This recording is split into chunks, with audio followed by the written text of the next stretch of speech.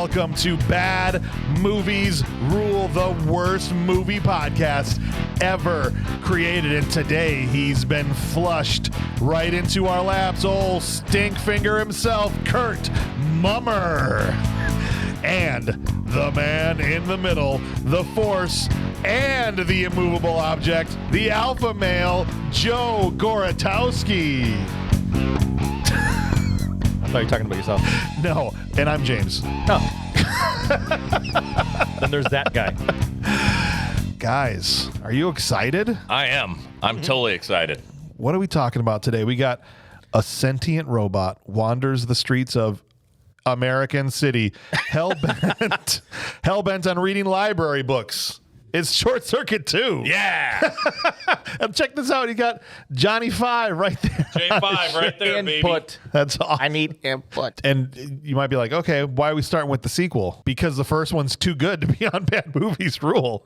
I know. Well, and it's funny because you kind of need the first movie for all the context. I mean, you don't really know the characters unless you watch the first one. Nothing that we can't sum up in about 30 seconds. No, that's true. Which one were you supposed to watch? One or two? Two. So this doesn't have Steve Guttenberg in it? No. Okay. All right, is this a joke or did you really watch the first one? Okay.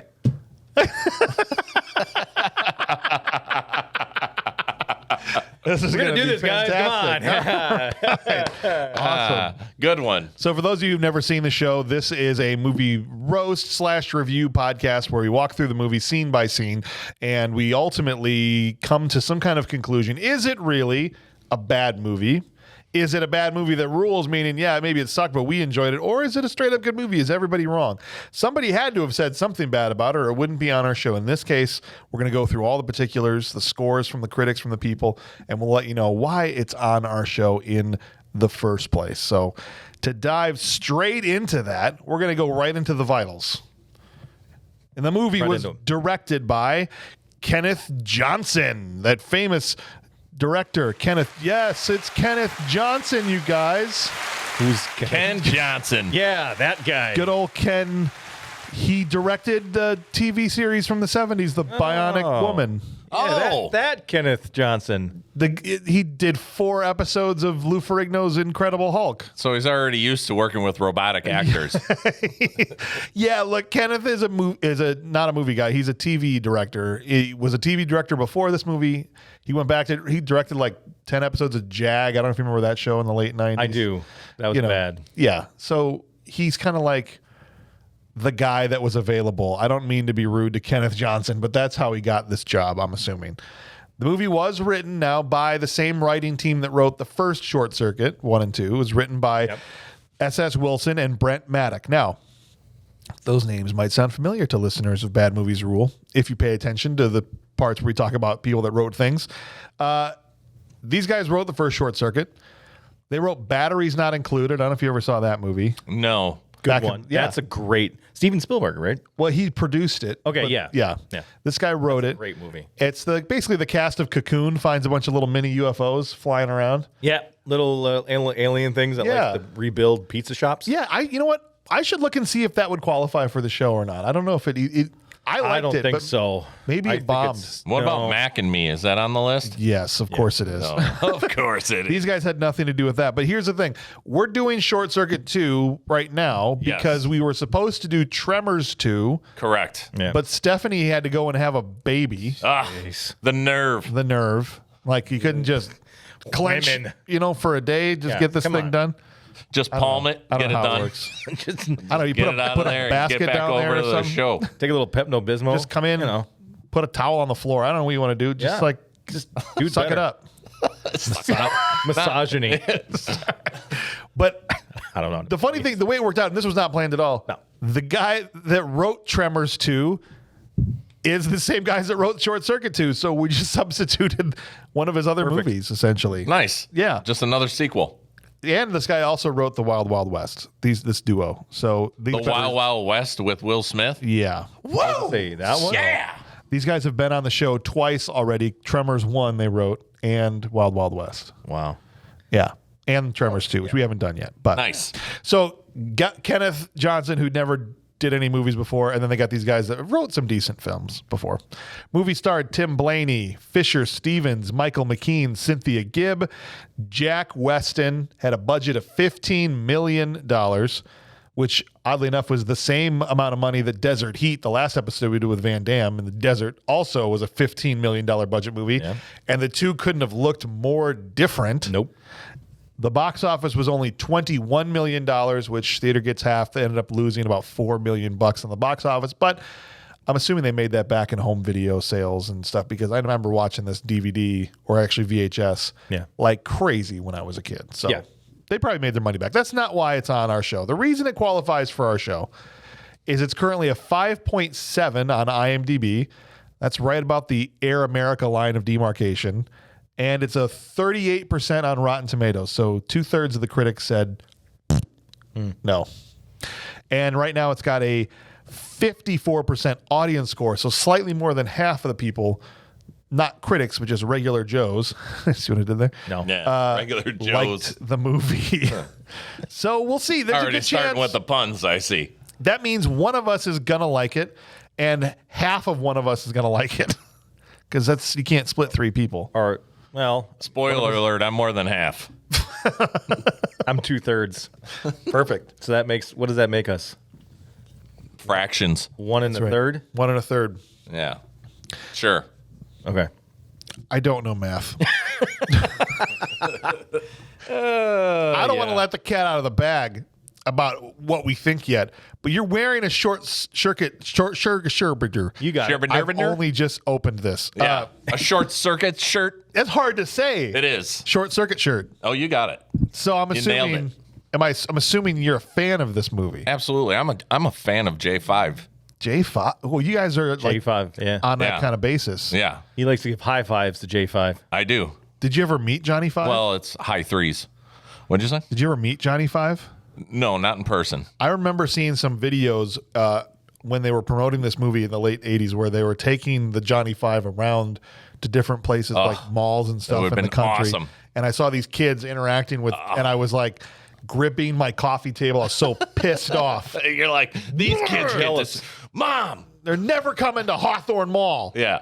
I don't think Gurney Mills was even a thing yet. I don't even know. We had Yeah. Regency Mall. Up here, I right? was Yeah. from Moore, Wisconsin. Yeah. So- Dude, there's no way they were ever coming by us. But I would Never. have, I think my head would have exploded if I had ever gotten the chance. I would have loved they had like short circuit on ice. What's that?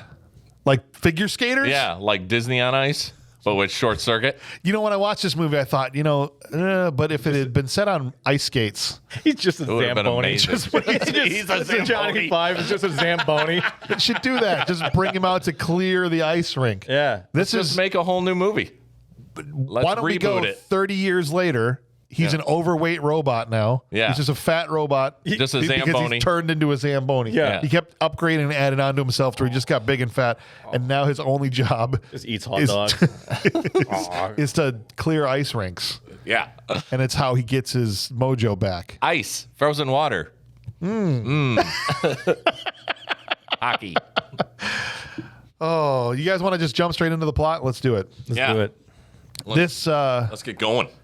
The movie opens on the tarmac of an airfield, and I thought it was just kind of a weird way to open. It's like, what is Hannibal Lecter getting dropped off at this Yeah. airport? It was like tons of security. By a McDonald's plane. It looked like the old McDonald's colors from Did like it? 1988. They had the old McDonald's drive-through headsets on. yeah. Yeah. Would you like fries with your plane, sir? Like, yes, sir, he's here. Hold the mustard. Those things were ridiculous. I enjoyed the POV of like above the plane as it was coming Landing. down. Yeah. I was expecting a low budget movie, and like right off the bat, I'm like, that's kind of technical. That was pretty good. I was like, okay, they spent a few bucks on that shot. Okay, Kenneth Johnson. Just I see you. flexing his muscles right off the bat. He used to sit in his trailer during the Incredible Hulk and just be like, if I only could do something with some money, I'd show them how many overhead plane shots I could do.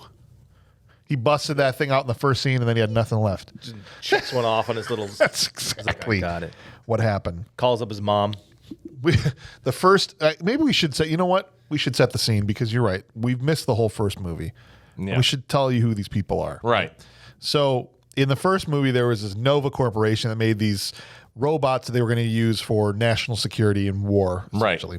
And they had these laser packs on their back, and they were going to be like Tank warfare, treads for- tank treads, yeah. everything. They look like the Terminator, whatever. Yeah. Yeah, like Terminator Light. Yeah.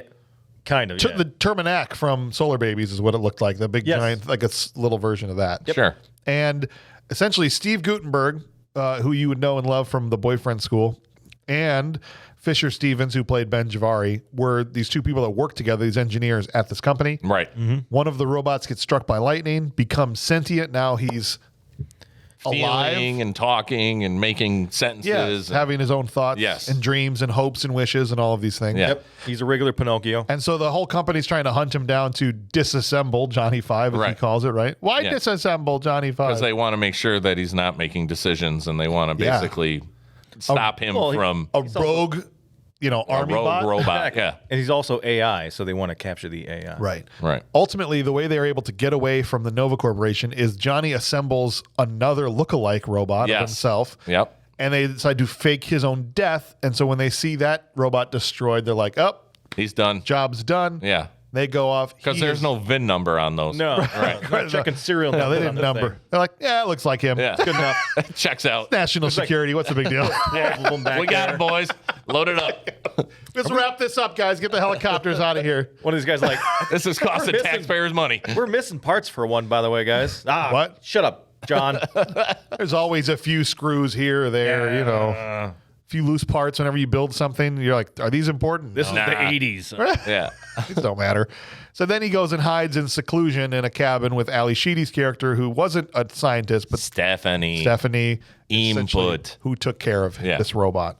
And so, And gave him sort of a lighter side to him. Right. Made him a sensitive robot. and Stephanie and Steve Guttenberg ended up together. And so he lived with the two of them in their cabin in the mountains. Right. Essentially. Yeah. That's how this ended. Now, Ben Javari, who also worked there, wasn't really a main character in the first movie, but he was a side character. Sure. But because Gutenberg wouldn't come back for the second one, Right. a decision that 20 years later in an interview, he said he really regretted, actually. Hmm. He said he wished he had come back. And Ali Sheedy didn't come back. And Except so- for like a voiceover. Yeah, she like did them a solid, Yeah, right? They yeah, probably went to her and were like, can you record this cassette tape? And Yeah, they're like, right. She's like, fine, whatever. Yeah, a note that he reads that's taped Yeah. to his front side. She's like, they're just like, please, it won't make any sense if you don't at least Yeah. do this, right? Do Yeah. it, please, yeah. Please. Continuity. So the only semi-main character they could get from the first movie was Ben Javari. Right. This Indian, which we'll get into in a second, this Indian scientist, engineer, robotic Right. engineer, that is now in American City, number 2 or whatever. And I Yeah. only say that because You they don't really never know want to where say it's in at. the whole Right. movie what city they're in. Yeah. They just want to imply, like Iron Eagle, some unnamed random American city. Yeah. Sovereign nation number 4 No, or whatever. they filmed in like 3 different locations. Yeah, I know at well, one point in time, the bank guy hands Johnny Five the tourist guide. Yes. It actually has a St. Louis arch on the it. St. Louis arch on it. But yet they're supposed to be in New York City. Even though they only, but they never even say New York. They imply it when they're like turn on Broadway and these types of things, right? Exactly. But they filmed in Toronto. Yeah. Like the majority of the film, you can even see famous Toronto buildings in the background. Yeah, I would have had no idea. And I'm like, okay, but it's not Toronto. No. They just want it to be generic American city. Sure.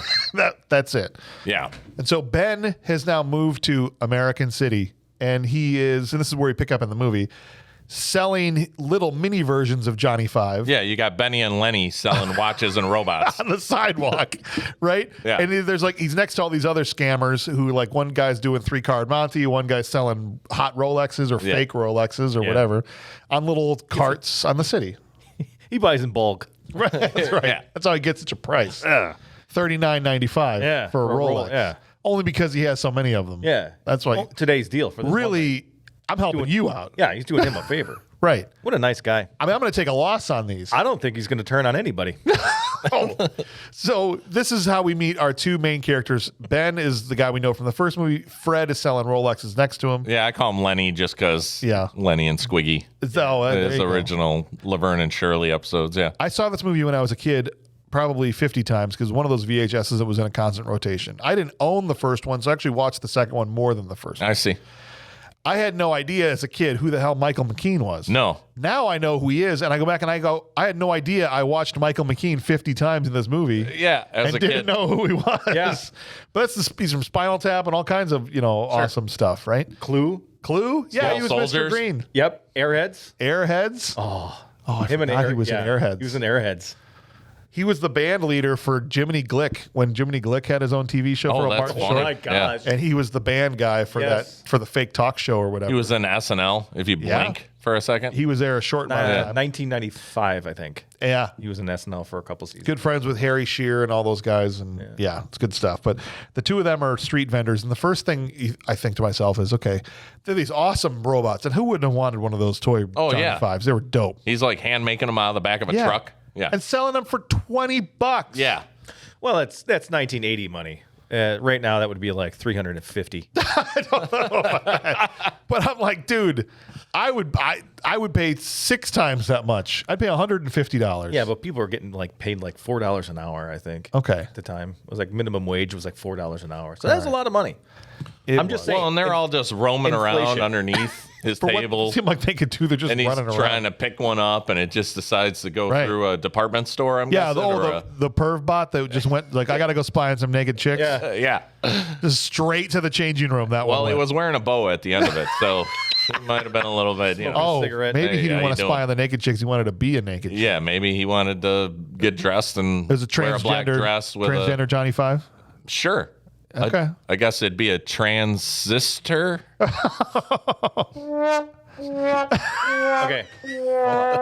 Hold on a second, guys. What's that? I'm going to stop the show. Stop Stop the the show. show? Yeah. Is that- 'cause, I need to have a. This is going to be one of those episodes where you have a ton of puns. Okay. Yeah. honest with Well, me. I mean, Are you? Yeah, I've got a few written. You Is got a it, few- is let it me an see the- episode and is Kurt on it? All right. I've come prepared. Then jackpot. I've come prepared. Yeah. Because I think we should maybe keep tally about how many puns he does and keep it to a certain amount. Like Once he Like hits a there's a certain number, cutoff? he can't do it. he's not allowed to do Yeah. anymore. Why? Because of thinking- Condor Man? Really? Dude, you had 300 puns in that movie. This is his nuclear response to Condor. Man. Yeah. Yeah. It's like when countries arm up on nukes just to keep them as a deterrent for Yeah. other countries. So Is that why you're sitting on the other side of the table today? yeah, exactly. So I brought something. Here, give me a second. Here, let me. oh, This is gonna be a interesting. whole What thing. do you got going on? Okay, so. All right. I picked this up I was wondering what that was. from a guy on the side of the street right Okay. next to selling Rolexes. Okay. It's a little black box. Yep, and it doesn't want to stand up. Oh, there it goes. All right. There you go. All right. So I don't know if we can check the screen, make sure he's not. No, yeah, he'd be all right. good. So anyway, that's. I bought this. So. What is it? Is that something comes out of there and punches him in the face? Robot pun. Pow! No. It's a listen now. counter? It's a counter. Okay, so Now- transistor counts for one. Yeah. So you have one pun, right? So far. Yeah. Wow. Okay. Man, this Incredible. place is getting classy. All right. Wow. Thanks, Patreons. You see what all that money goes to? Nonsense. That.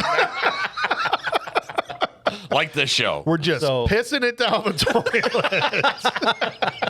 We're Good thing I'm a plumber. Is that how I got the nickname Stinkfinger? I wasn't sure where Yes, you were that's going. what. Okay. Yes, I thought I told you that. Yeah. No. Stinkfinger is because you work with poop all day long. No, that's true. Yeah.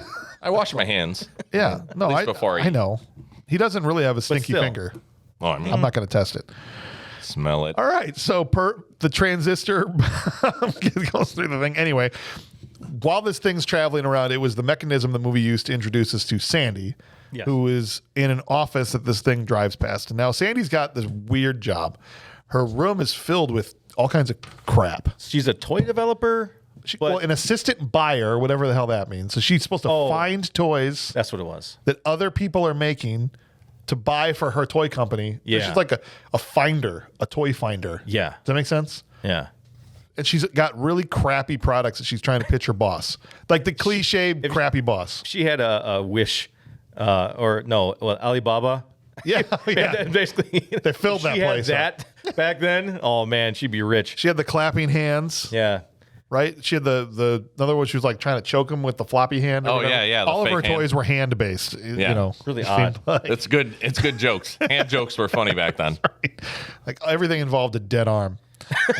So she's Stuck to a hot pipe. This is the first ridiculous thing filled in a movie of ridiculous things. Is she finds this robot. Yep. The next scene, she's walking up to his booth. Is this yours? Yeah.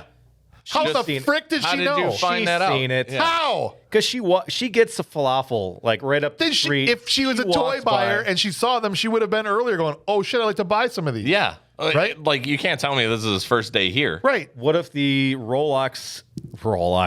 Didn't he Is just say that a robot mixed with a Rolex? A Rolex? Didn't he just say that he had just like pulled up his van there and like not very long ago, like I'd Yeah. been here since Saturday or whatever? Yeah. And she just knew in a American city, like American exactly city. where this dude's table was. Yeah. Right.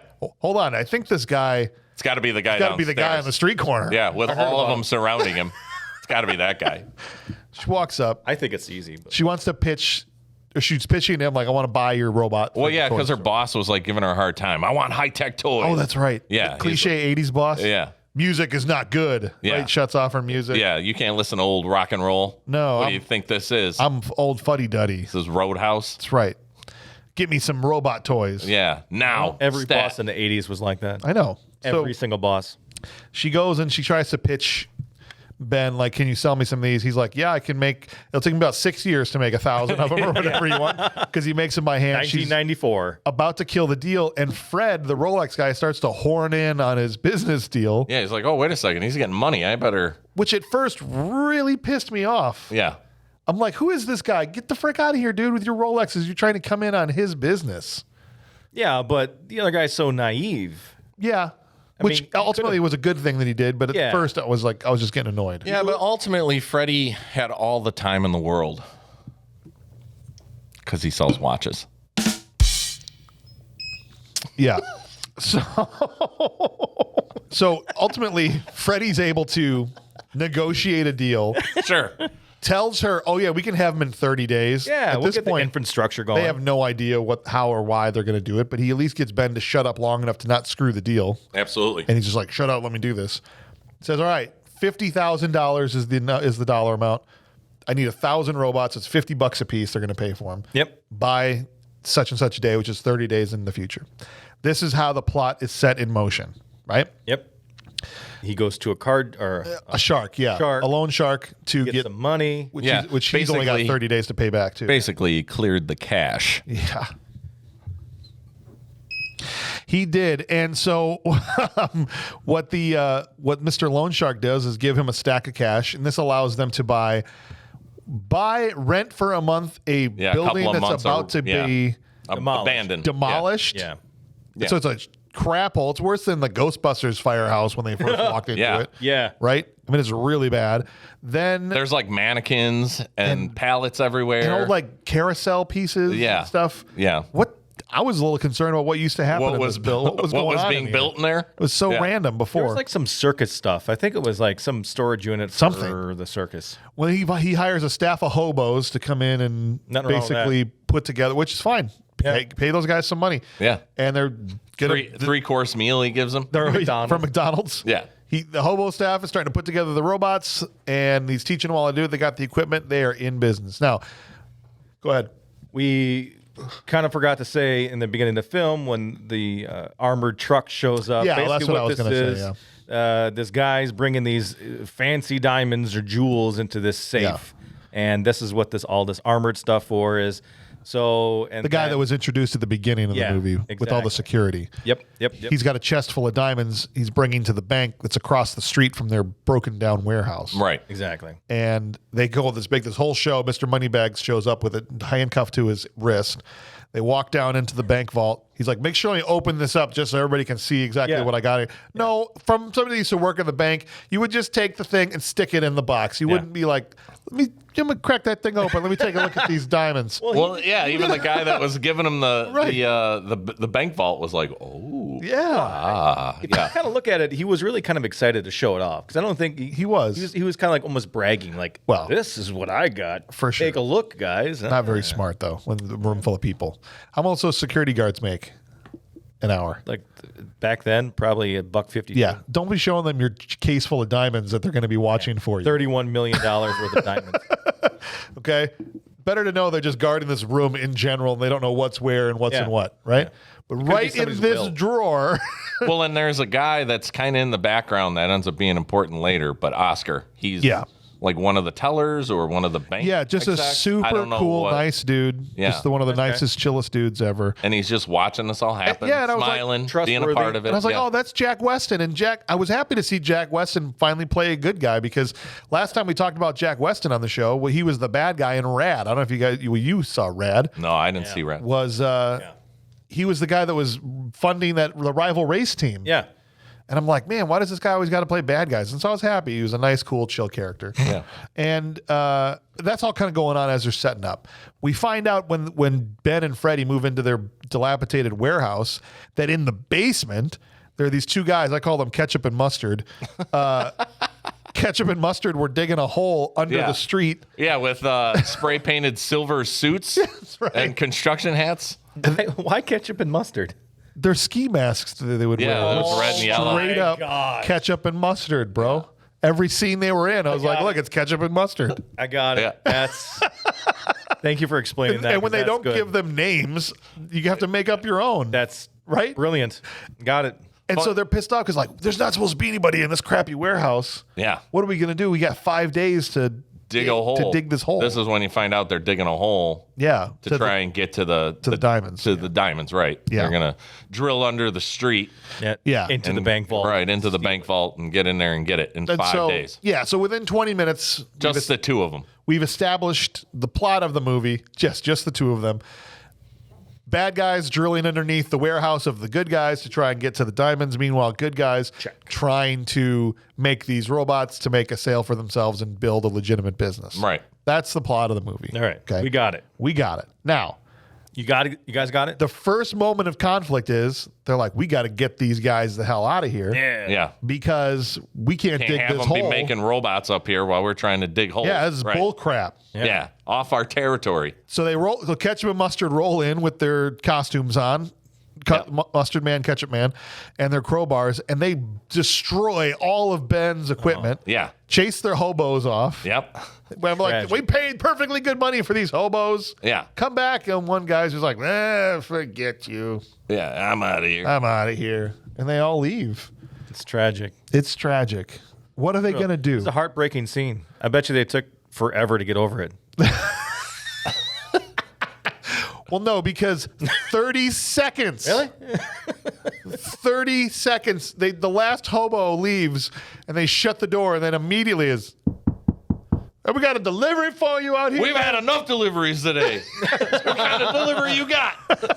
Leave it outside. You want me to leave it out here? Yeah, so they leave this giant box outside. Can I preference something real quick? Please do. There was also the moment before the bad guys and the good guys start finding out that they coexist each other. Ben lays out the backstory of the first movie to Freddie. To Freddie. Because he wanted to know what the robots were. Right. And then he goes into description of who J5 was. Yes. And so then fast forward back to what you're talking about, where they are now getting a delivery. Which is ridiculous for one main reason, which we'll get to in a second. But they go outside, there's this big giant box, and the box picks itself up. Still in the box. Hops. Yep. Hops. I'm like, oh, this is going to be Amazon's next feature where the box just moves itself into your house for you. It's not leaving the garage. It just brings itself inside. Oh, look at this. My Amazon package just let themselves in. That would be great. First, it was going to be drones bring them to your house. It's really weird because that's how my mail order bride came in. And then you give. How my Shearer doll showed up. Next thing you're going to do is you're going to have to make a copy, and everyone's going to send, if you're an Amazon Prime, you're going to send a copy of your keys to Amazon. And the packages are going to let themselves in your house. That's what's going to happen. I think that's a good idea. You know what the hard part is about ordering my Shearer doll on Amazon is it's always like, you may like this. By the way, like, I don't know. I don't want that. That is not what I want. Start going down the dark path of Amazon. Yeah. The box opens itself up, and out of the styrofoam peanuts emerges Johnny Five. Woohoo. Hello, bozos. Yeah. right? Hey, bozo! Yeah. Laser lips. That's right. Oh, wait, He's that's here. The first one. That's the first one. And he's like, oh, Johnny Five. What are you doing here? Yeah, right. What do you? And he's like, Special delivery from Stephanie. Stephanie sent him here Yeah. Not knowing the address because he had made a comment earlier. He had said, to random city. I'm going to all I ask need. my friends for financial help. oh, yeah. And so in the video or the cassette tape that he comes with, it's just Stephanie's voice over Ali Sheedy's favor. She did the director. Yeah. She says, we can't help you. The only way we're able to help you is we've sent Johnny Five because we can't give you any money. Yeah. He'll help you build the toys. I didn't sign a contract, so here's my help. Right. Here's the help. And sends him now. Here's the second thing that doesn't make any dang sense talking about trying to tie this to the first movie. Is the whole point of faking his own death would be that he could live in seclusion in the mountains. Yes. And that no one would know he was still alive. So let's send him to the city. So let's send him straight into the city, which he's out and about within 12 hours. Pretty much, yeah. Like by the next morning. yeah. So continuity with the first one doesn't really apply in this movie in so many ways. No. Because and the other way I'll say is Ben, in the beginning, talking about how he's studying for his U.S. citizenship stuff. It's like a running thing through the whole thing. He wants to be a citizen. Yeah. But in the first movie, he says he's from Pittsburgh, that his family's from Pittsburgh. Yeah. Oh, yeah. I didn't even think of that. So So what the frick? Yeah. That doesn't make any sense. well, yeah, unless, yeah, I don't know. The only thing I could think of is if they moved to Pittsburgh. Well, his parents said But- he's from. They said his Yeah. parents are from Pittsburgh in the first movie, not him. His parents. Oh, so I see. So from the first one, it changed the second one. The second one now he's not. So an now American it's citizen. like they just ignored the whole. Yeah, they ignored lore. a lot about the first one, like the fact Wow. that he's supposed to be in seclusion, the fact that this guy was already an American citizen. They made it because the joke in the first one was Gutenberg assumed he wasn't a citizen. He's like, "Where are you from?" He was like, "Pittsburgh." Oh. Do you know, like that Yes. was like the joke they had made about gotcha. it. You're right. I completely, Right. Yeah. completely So- forgot about all that. And you just watched the first one. Anyway, enough of that ranting. All of that doesn't matter. Johnny Okay. Five is here. So I think the reason why Johnny Five left was because all the birds. Is that why? Mm-hmm. He liked the birds and There's so many birds out in the there. wilderness. Oh, yeah, there's lots. They hated him. They do. Why they birds hate him? Here's a reference for you. There actually was a short circuit video game. Was there really? Yes. For Nintendo or I don't- SNES? I don't remember what it was Yeah. for. 88 would have been Nintendo. But I seen a clip of it, and it's pretty much just like a scrolling from left to right of just Johnny, and he's out in the wilderness and Dodging bird poop? dodging birds. Oh my Like that's like the main predator, like the main thing that's after him is birds. we got to get the angry video game nerd to do Short Circuit the game. Something. That'd be hilarious. Oh, that'd be awesome. Well, let's do it. I think that's why he left. 'Cause all the birds. And here's another thing that lets you know this movie is set in 1988. Johnny comes out. He's like, "Oh, you're new and improved. You don't have your laser pack anymore." Ben's kind of giving him the once over, looking at all his upgrades and stuff. He's like, "Yeah, now I have 500 megabits of memory." 500. And I was like, "Yo, my iPhone's got more than that, dude." What I'm saying is my iPhone is alive. This thing, it's like half a gig. Yeah, but But in 88, they were like, "That's a crap load of memory." you got an iPhone. He's an Android. It's true. It's true. He is. But regardless, it just made me welcome. laugh watching it now in 2023. I was just like, come on. Well, and he also said he had a upgraded to lithium. Yeah, I was like, Yeah, hey. lithium battery. Hey, Yeah, that's not bad. that's You got not bad. 500 hours of, On a lithium on a battery. lithium battery. I do like when he rolls in and he starts reading a book, and then he's like, and he does the whole like his eyes start twitching, Yes.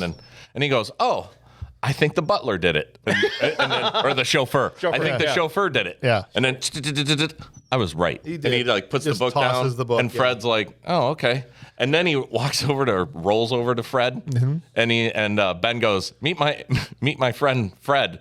And he shakes the hand of the mannequin. He's like, "Nice to meet you." And he's like, "Not him, him." And he's like, "Oh." Well, did you get For the a whole, robot, he's really smart. No, Johnny's still hilarious. Yeah. the whole Butler thing? I think that was a nod to Clue. Well, maybe it was Yeah. because of Michael Pretty McKean. sure it was. Regardless, Johnny is the one thing to me, that's unimpeachable in this movie. Oh, absolutely. Like regardless of the ridiculousness of the way the script is built or what happens, Johnny Five is still awesome. And Absolutely. he's still funny. Yeah. He is. Yeah, to me. And so the first night he's there, he really doesn't do much other than build the robots. By the time they wake up the next morning, there's tons of robots all over the place. Yep. And he's doing basically what he did in the first one, where he's watching TV while he's working. Exactly. And he's picking up like He's watching Tarzan. references and That's important. crazy commercials of Yes. those Manic are Mike. Yeah, that's like the third or fourth movie we've done where it's got one of those crazy commercial guys in there. Yeah. And I miss those guys. I know, they're the best. The last crazy commercial in my lifetime was the Eagle Man. Oh, yeah. That's the last time And I the heard- General. The General, yeah. It was an insurance company here in the Chicagoland area. Yeah. And it was just this crazy commercial. My favorite was the Micro Machine guy. He was great. The Speed Talker? Yeah, Talker. He was great. And then I'll even throw in the Time to Make the Donuts guy from Dunkin' Donuts. Oh, gee, that's really far back. yeah. Yeah, but I'm saying this, the last one that I remember of like an absolute legit crazy commercial was the Eagle guy. Yeah. Which I think that even went into the 2000s a little bit. Yeah, yeah. Right. Anyways. Anyway, so it's the next morning. He wants to go outside, and Ben's like, no, there's nothing outside. There's no input. Crazy. No input outside. It's Don't really clean boring. that window. And No, you can hear all the cars and all the trucks and all the sirens. because he knows that Johnny Five's input crazy, and it's a city, he doesn't want him running around. It's like crack for him. Right. Yeah. So, of course, I love how the first thing is like, dubious, hard to believe. Yeah. And, of course, within like seconds, because Freddy can't keep his mouth shut, he says the word that they're in the city. Yeah. That he's outside And and, he's like, out what? and about. No? Huh? Yeah. And then he I'm like, in yeah. a city. And he all of a sudden gets just a rag and Yes. wipes off the window, looks through. And just Boom. like that, he's rolling down the sidewalk. And the reaction shots from all the extras in this movie are hilarious. They're legit. I'm so glad that Yes. everywhere he goes, from the beginning of the movie to the end, everywhere he goes, there's always people going, what the? Yes. Which is great. The continuity on that, I'll tip my hat to. It was it was stupid. It was like, it didn't really matter. Some of them are overblown, but it was funny. It was better that than like everyone just No-sells selling it. Exactly. the Yeah. robot going down the street. You know? Well, and I love before he leaves too, he's watching TV about Mr. Rogers, teaching him about dummies. That's right. And how they're not real and they Yeah. don't have any feelings. And it's almost like it's starting to kind of click Yeah. in, J5's brain. Yeah. Like, Chappie. oh, over I here. wonder, like it's like the Chappie. Yeah. Well, the few shenanigans he gets out to into the city, but really the main thing that happens in his first trip, he runs yes. into the hardest street gang in cinema history Yeah. Yes. of all time. The Los Locos. Los Locos. Yeah. Which is, the leader is Robert Lasardo. If you don't know who Robert Lasardo is, he's one of those guys, No. you've seen him 1,000 times. Okay. Look him up. He was, I think, the Reaper in, what was that movie with all Death Race with Jason's I never saw the Statham. yeah. ones, yeah. He was one of the guys that was In the race. in the race. Oh. Yeah. That was Robert Lasardo. He's done a ton of other films Awesome. and such, but he was one of the guys. That's Yep. awesome. But they had the greatest chance ever. Dude, that's why I'm saying nobody goes harder. Nobody does it. Not the Crips, the Bloods, the Latin Kings. None of these guys goes harder than Los Locos. You know how hard they go? They sing a freaking theme song before they commit a crime. in Yeah. parts. Do you know what I'm saying? It's like four-part harmony. The first guy is like, Los Locos kick your ass. Los Locos kick your face. Oh, I talked over you. Those Locos okay. kick Start your over. balls. Okay. Start over. Sorry. Go ahead. I'll do So that. yeah, it always starts out with Los Locos kick your ass. Los Locos kick your face. Los Locos kick your balls into outer space. How many street gangs have a freaking theme song? Right? Those guys do. They Yeah. go hard. Yeah. It's awesome. Car stereos. Remember that? It's the Yeah. only thing I remembered from the whole movie. I watched That was catalytic converters. so many. I know. Now it's like saw off your muffler, right? Yeah.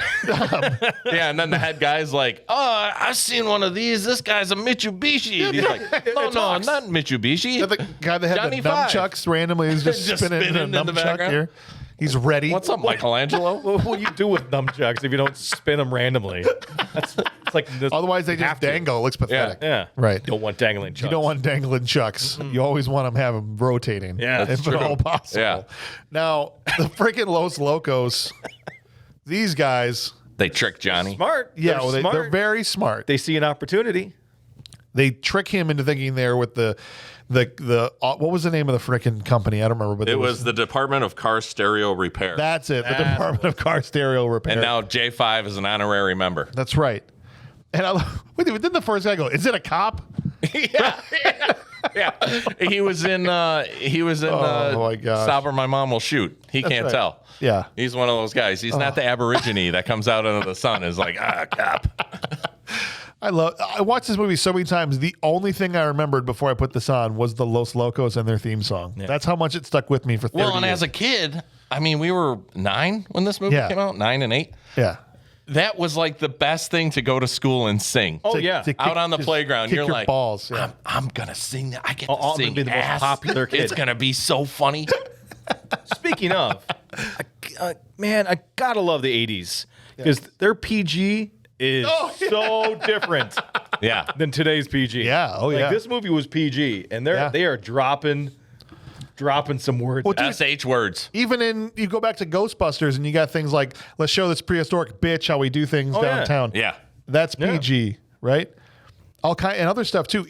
Even in Back to the Future, there's a bunch of curse words, and he's There's like a lot more in this one. And I got in trouble. I remember, it's a vivid memory because I didn't know it was a bad word at the time. I remember I was playing Back to the Future and I'm sitting in my living room and I literally do let's see if these bastards can do 90. And my mom's like, what? Yeah. Right. So you know you're tasting I didn't soap. even know what the hell. I don't know what's that, Mom.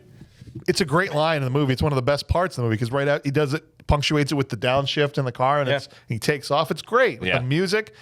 I didn't know what the hell a bastard was, but PG movies would slip stuff in all the time. Back in the day. The hell, Indiana Jones was the reason they had to make PG-13 because Temple of Doom, in a PG movie, they ripped a dude's heart out. Oh, yeah. They're like, maybe this isn't enough. Can you imagine if Johnny Five was in Indiana Jones movies?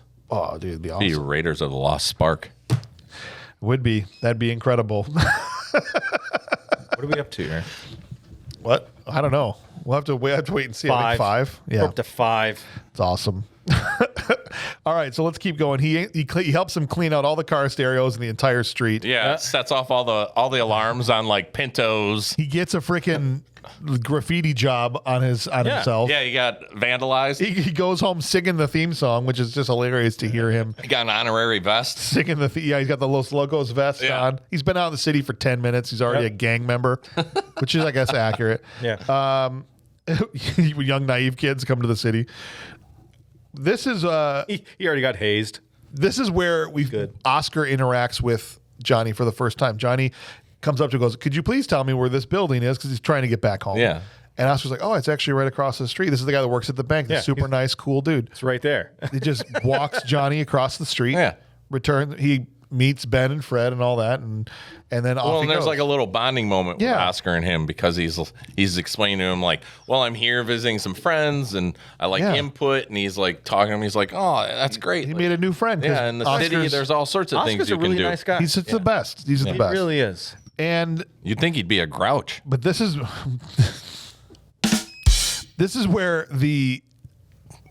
where ketchup and mustard show back up again. Yes. Right? And The Condiment Kings. They literally are like, we're gonna take out this robot. Start hitting with crowbars, and Johnny's like, why disassemble Johnny Yeah. 5? Just starts catching crowbars, and that's the first time he does the red eyes. Yes. Bad humans, and he just And starts he just starts spinning.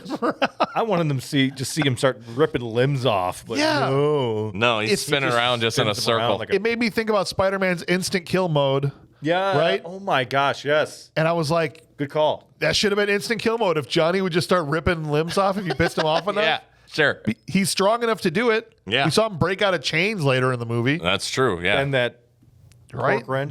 Ben the torque wrench. That's right. So they chase off. Which all great sight gags. This is now the first time ketchup and mustard have been repelled. Last time. Yeah, they were through the successful. door, Through out the door, front, back onto their car or all whatever. that stuff. Yeah. And then he has one of my favorite lines as a kid. To the moon, Alice. Yeah. To the moon. And One of these days. And that's it. And then Johnny is stupid enough, because Johnny goes back and forth between being exceptionally smart and exceptionally dumb. Yes. And so he's Well- stupid enough. Well, he's naive because he's like a naive. child. You're right. He's not dumb. He is naive. Johnny is naive enough to mention in front of Fred that he's worth $11 million. Yes. Right? And within one scene, Fred is trying to hawk Johnny Five. Yeah. Well, yeah. Oscar brings him that magazine that you were talking about with the arc on it. Because Oscar's a cool dude. Yeah. Yeah, he's a really nice guy. I really like this guy. And then Lenny and Benny go to lunch, and then they scam some kid in line. Which I thought that was going to pay off. I thought, because he... Yeah.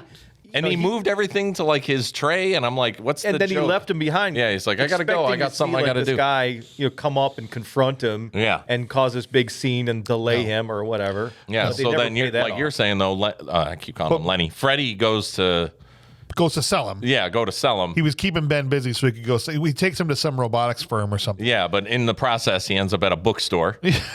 Because he sees all the books. Yeah. And Johnny Five goes nuts. And he's trying to read the entire bookstore. Tears the place apart. Yeah. And but they finally do get to the computer play or the robotics lab. And these guys are in the industry, so they immediately recognize What it was. it was. Like, oh, this is the Nova robot. And oh my God. And they're like, well, we're definitely interested in a sale. And as soon as he said that word, Johnny freaks out. Yeah. Yeah, Wait it's a like minute. sale. You can't sell me. I'm Hold it. not Hold it. thing. Yeah. I'm not something. That's slavery. Right. And then he backs Backs out. out the window of the skyscraper and deploys a go-go gadget hand glider. Yeah, and glides much better than Condor Man. Way better. Way better. Like this And is he's a robot. He's not even meant to fly. 600-pound robot. Yeah. I'm guessing. And it just glides like a feather. kite, just down to the ground. All the way through to the park where he Which lands. I will say, from a filming standpoint, Yeah. A, the effects weren't that bad, and B, I really enjoyed. You never saw him land, Yeah. so whether they like swung him in on a crane or Doesn't however matter. they did that, but then they just show him putting It away. the thing away, like you said, that But it's just toolbox on it's his just a back. key grip lowering it out of the frame is all it is. But yeah. But there's so many references to like go-go gadget stuff. No, there is. Because there's the moment the umbrella comes out. Yep. Yep. And it's just like there's these whatever he needs is at his bay. Is in his toolbox. Is in that toolbox. That used to be his laser weapon. Right. In the first And it's just as long, but it Right. looks like a Binford toolbox. Right. You know? Right. Yeah, and this is, and I'll tell you this, guys. The movie was too damn long. It was way too long. It was really long. I remember watching this going, oh, this has to be at least an hour and 20 minutes in. It had been like 40 minutes went by. Yeah. More than any movie, maybe since Delta Force, where I really felt the timing drag. And I think this next part of the movie is kind of where it hurt, because at this point, once he lands from the hand glider, for the next half hour of the movie, it turns into like this introspective examination of free will and the robot's humanity and I'm like, what is this? Did you like that or no? No, I hated it.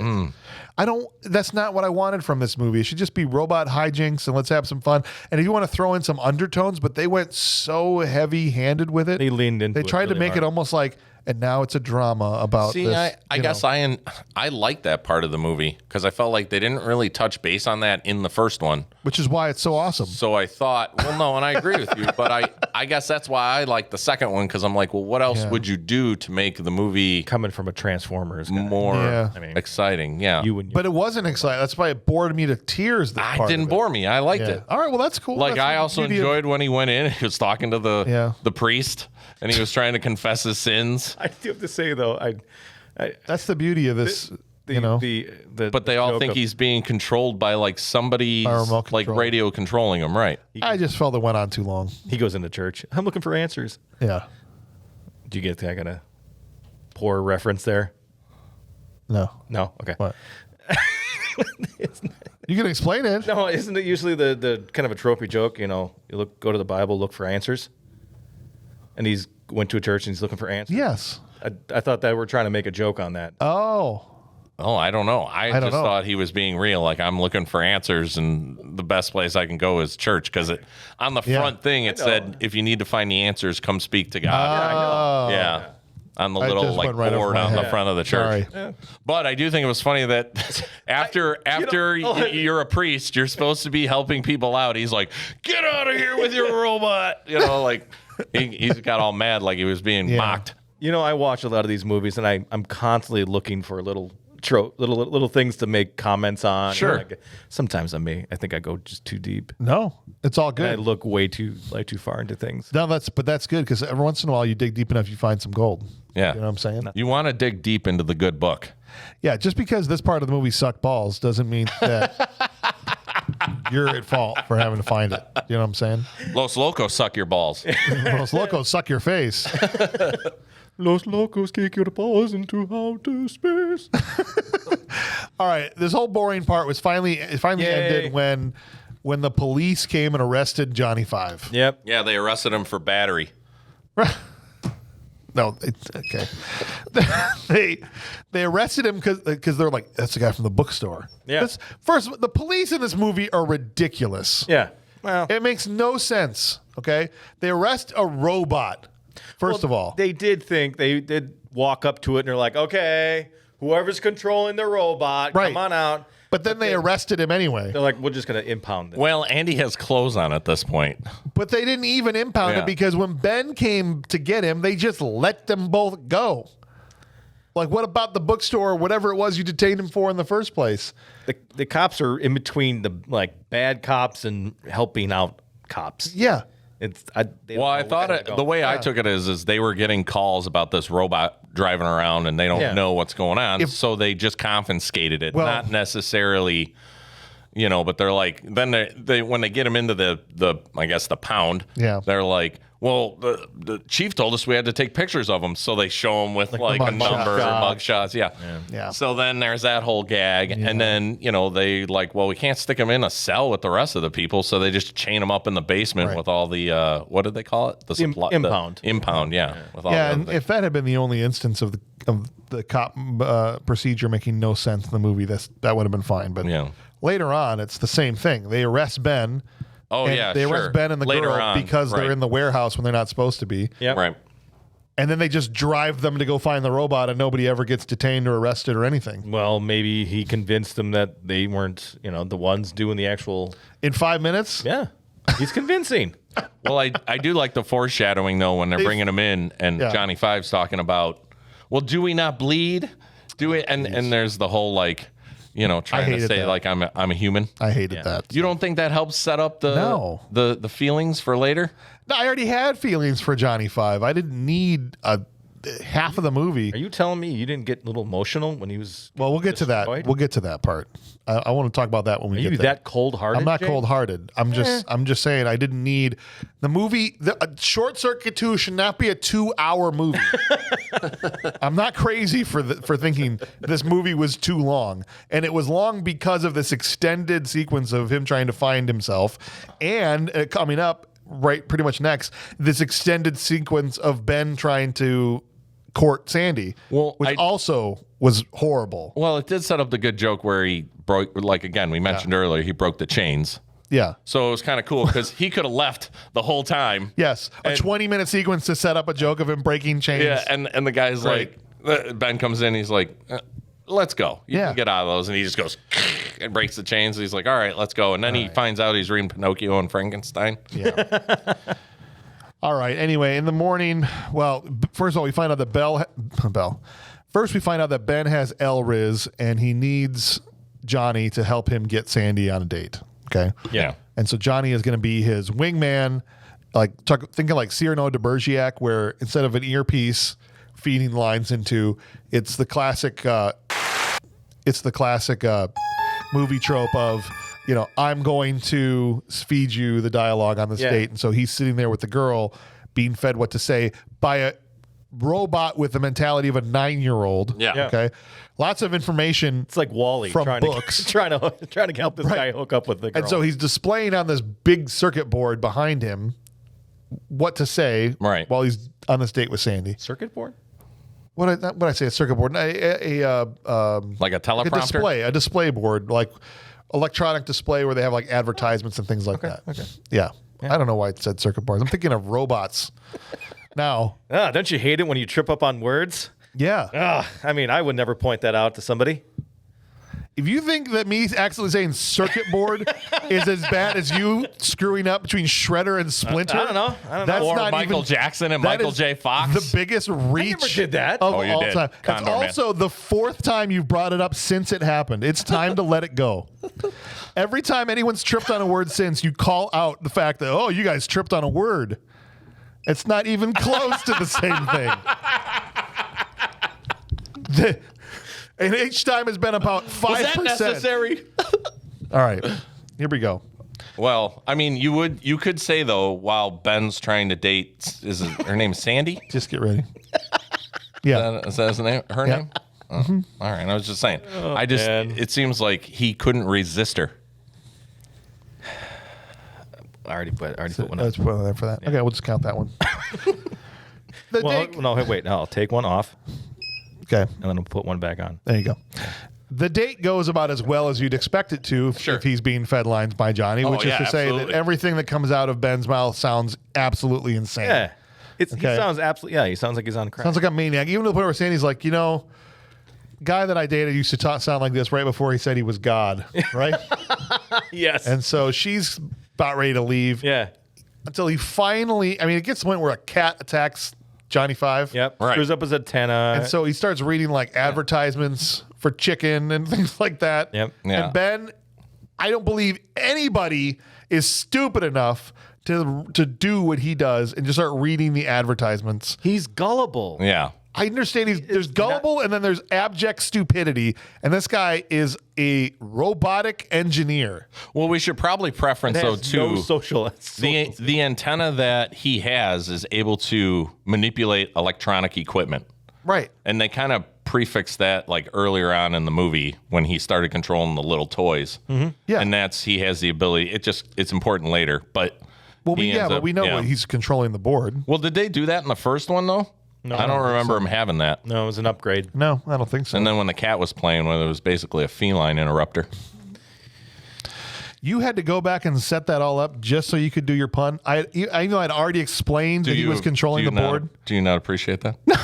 but it just took so much time, and now we got to start back over. It was over. the antenna. We never talked about the antenna. I said and he what was it does. controlling the board. I added 2. But we didn't talk about it from earlier when he was controlling the toys. So I didn't know if people thought it was necessary to preference that it. Johnny Five is controlling the board. Well, how else would he be controlling it? With people radio would control assume it in was his an hand? antenna. I wanted people to know That that. he's- You that just said the we're cat was playing with an antenna. The antenna on Johnny Five. Well, right, but they don't know where the antenna's at unless they see the what movie. does it matter? I don't He's know. I thought you wanted to make sure that then- people followed. Then and later we were- on, Just admit it, Kurt. then we're later bouncing around. We're not bouncing around. I thought I was bouncing around. That's what you were just getting mad at me for.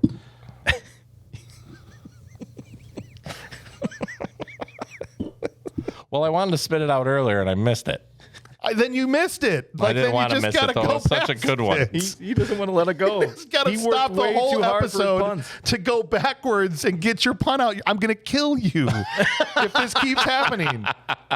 Keeps happening? Yeah, this is at What- least the this third is- time. When was the first time? I don't remember Okay. because I'm already moving past it. Oh, all right. I'm keeping track. Don't worry, James. I'm helping you out here. What are we at? 10? don't We're know. at 10. No, I can see in the reflection of the TV. Yeah. For 10. So I'm thinking right now, maybe we limit him to like 5. We're already two times past that. Well, I know. But for future episodes, we need to figure out what the limit is on this one. On this one? Yeah. 11. All right. Okay. It's 11. He gets Kurt. one more. You get one more. Don't you? That's not possible. All right. All right. Move on. So once Ben stops reading what Johnny is prompting him to read, the date actually starts to go really well. They dance into the night together, have a wonderful time. Ben doesn't even come back till the next day. They go out and have drinks at a diner. Drinks at a And diner. quiz each other on old music. And they're dancing in front of the jukebox while everybody's You know. trying to eat like hot dogs and Like you hamburgers do. and fries. A sock hop. Really weird. All right, so he comes back. He's there now a couple, and it's the next morning. And this is where I got really sad. 2 times I got really sad in this movie. First one, Oscar comes over to see Johnny, and we figure out that Oscar is distracting Johnny Yep. because Oscar is in freaking cahoots with ketchup and mustard the whole time. Damn it. The whole time. And I felt like the biggest idiot in the world. I'm like, of course Jack Weston is playing a villain. Why would I ever think He got you believing he was a good guy, he was a good guy? Because everything he's in, he's a bad guy. He was a bad guy in Dirty Dancing. He was a bad guy in Rad. That's it. He's a bad guy in this. Perpetuating his own stereotypes. I was so upset. It's ridiculous. This was his final movie. It's ridiculous. He retired after this movie. Oh, I know. That was it. I know. He went out on a banger. He was like, this is it. I'm done. And Ketchup and Mustard go in and kidnap Ben and Freddie, take him out of there so that they can get back to drilling their hole. Yep. And Johnny is naive, as you put it, enough to agree because Oscar convinces him that, what was it again? To keep Ben safe, I've got the secret room. Secret room, and it's down in the basement. We just have to dig to the secret room. Right. And that's what he's doing with his hands. Johnny Five is literally digging a tunnel to the bank with his hands and spitting dirt out behind him. Shawshank style, but like in fast forward. You would think the dirt coming off of there would hurt Oscar. No, he literally stands there and like bathes in it. Yeah, he just gets nicked by it, and he's like, I'm surprised he's not grouchy about it. Yeah. We kind of already made that joke earlier, but that's fine. If you want to count your own, I don't have a counter Now for you got to you. take one off because you got to give one back to him. Now he's got two more. All right. How'd you guys think of now that the boys have essentially been locked up in a freezer inside of a Chinese restaurant somewhere? Yeah, you're not sending me to the cooler. How did you guys feel about their method of escape? Unlikely. Is it possible? Preposterous. Well, I think we Stupid? could all agree that it's not possible. No. I mean, she has a traveling answering machine. I mean, I know they took batteries back in the day, but is that I didn't why? even think about that. You're right. How the hell did she play it? Oh, most of those were actually recorded on tape recorder, like actually. Right. So she could have transferred it to a Right, but she tape recorder. physically looked like she took the answering Still machine. had the answering with machine. her into I didn't know that. because she's like leaning forward with the taxi guy, and Yeah. he's like Maybe they are reading it off. All right, so just to give you guys some context as to what we're talking about here, he's like, you're a computer guy. He hooks up a wire from the doorbell. There's like a phone wire to a calculator One of those Texas Instruments. with Texas Instruments calculators, those- the solar powered ones. Yeah. They're in a freezer, but it's solar powered. It's okay, fine. And they use the calculator, the tones, like a telephone. Yeah. Do calculators have phone tones? No, but they're using the Phone line? by dialing the numbers on the phone. Maybe. They're using the tone To play songs that To let- she will then. interpret them in being in trouble and therefore catch a cab and go and locate them by the Series of songs. By the series of songs. Like, Like, the first one is "Help Me, Rhonda, help Yep. me, Rhonda." Right. Yep. And that's supposed to alert her that Ben specifically needs Yep. help Yep. and he And must she be knows it's trapped Ben. somewhere, Right. because she was stood up on a date because he was locked in the freezer. Yep. Right. Well, and this was before the times of caller ID. right. Yep. So you couldn't do So that. it's not like she knew Ben called. So No. how did she know that was Ben? No. Yeah. So she's finds a music-loving cab driver, and they're driving all around American City, and they're trying to. New You York might cab you might driver. say she had a hard drive She did. She had a hard drive to try and find to try Ben. and find Ben. Yeah. And so some of the ones were like the da-da-da-da, neon lights on Broadway. Oh, Broadway. Oh, We need to go to Broadway. Turn on Yeah. Broadway. And the next one was like sitting by Down. the dock of the bay or Yeah. something. Boardwalk. And then do run Oh, run. the Do sun. wop or something. Yeah. And it was The the, do-run Chinese run, yeah. the Chinese restaurant was called Dua or something like that, or Right. Which at that Yeah. point I was like, Then it was really? that's a hard stretch. Yeah. This is a Chinese restaurant called Dua. Yeah. Yeah. Why do they just lean into it and have the Chinese restaurant be called Dua Diddy Diddy Dum Diddy do. Yeah. Yeah. The whole thing. Dua diddy do. That would have been hysterical, dude. Then they had Primus, one known as Big Brown Beaver.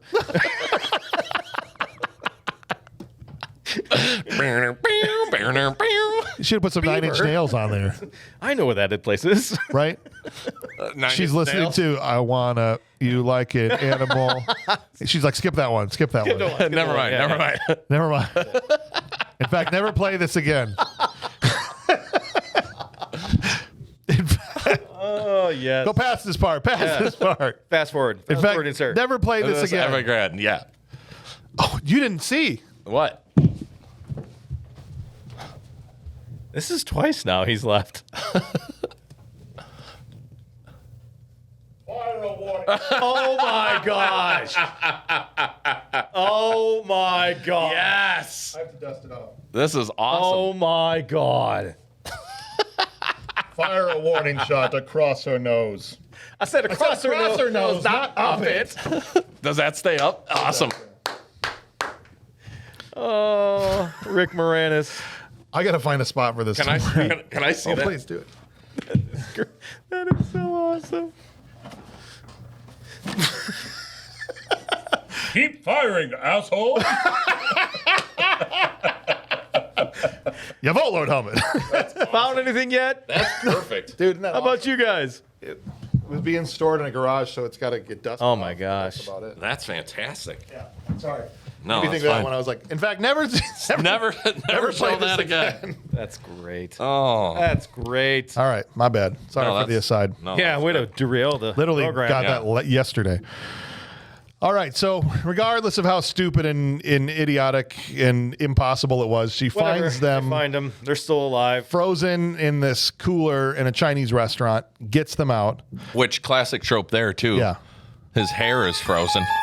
You show hair just gets frosty somehow. Yeah. Is there moisture in your hair that If your it hair's grows not ice? wet, It just it's just sweat. and they're just in there sweating because Hair it's cold. actually freezes. Does it? Like with It'll icicles grow on it? like icicles off of it. Yeah. Did I know off of here it does because of the sweat and Yeah, in perspiration your and stuff. mouth. Yeah. Yeah. Didn't you know that? No, I don't have any hair. How many times do you think he's been locked in a Chinese cooler? Yeah. Only twice. Sorry, Yeah. I forgot about that. And neither time long enough to get frozen hairs. He has to have some for it to freeze. Yeah. He can only get this down here. It's just a little bit. Right there. Yeah, That's it. I just get little icicles that grow. All right, so Johnny is able to dig all the way into the tunnel to the bank vault where he Yep. cuts through the wall, Yep. gets Oscar the diamonds, only to then realize what is happening and that Oscar is stealing these diamonds. And then he gets really pissed off that he's been hoodwinked into stealing these diamonds for him. Yep.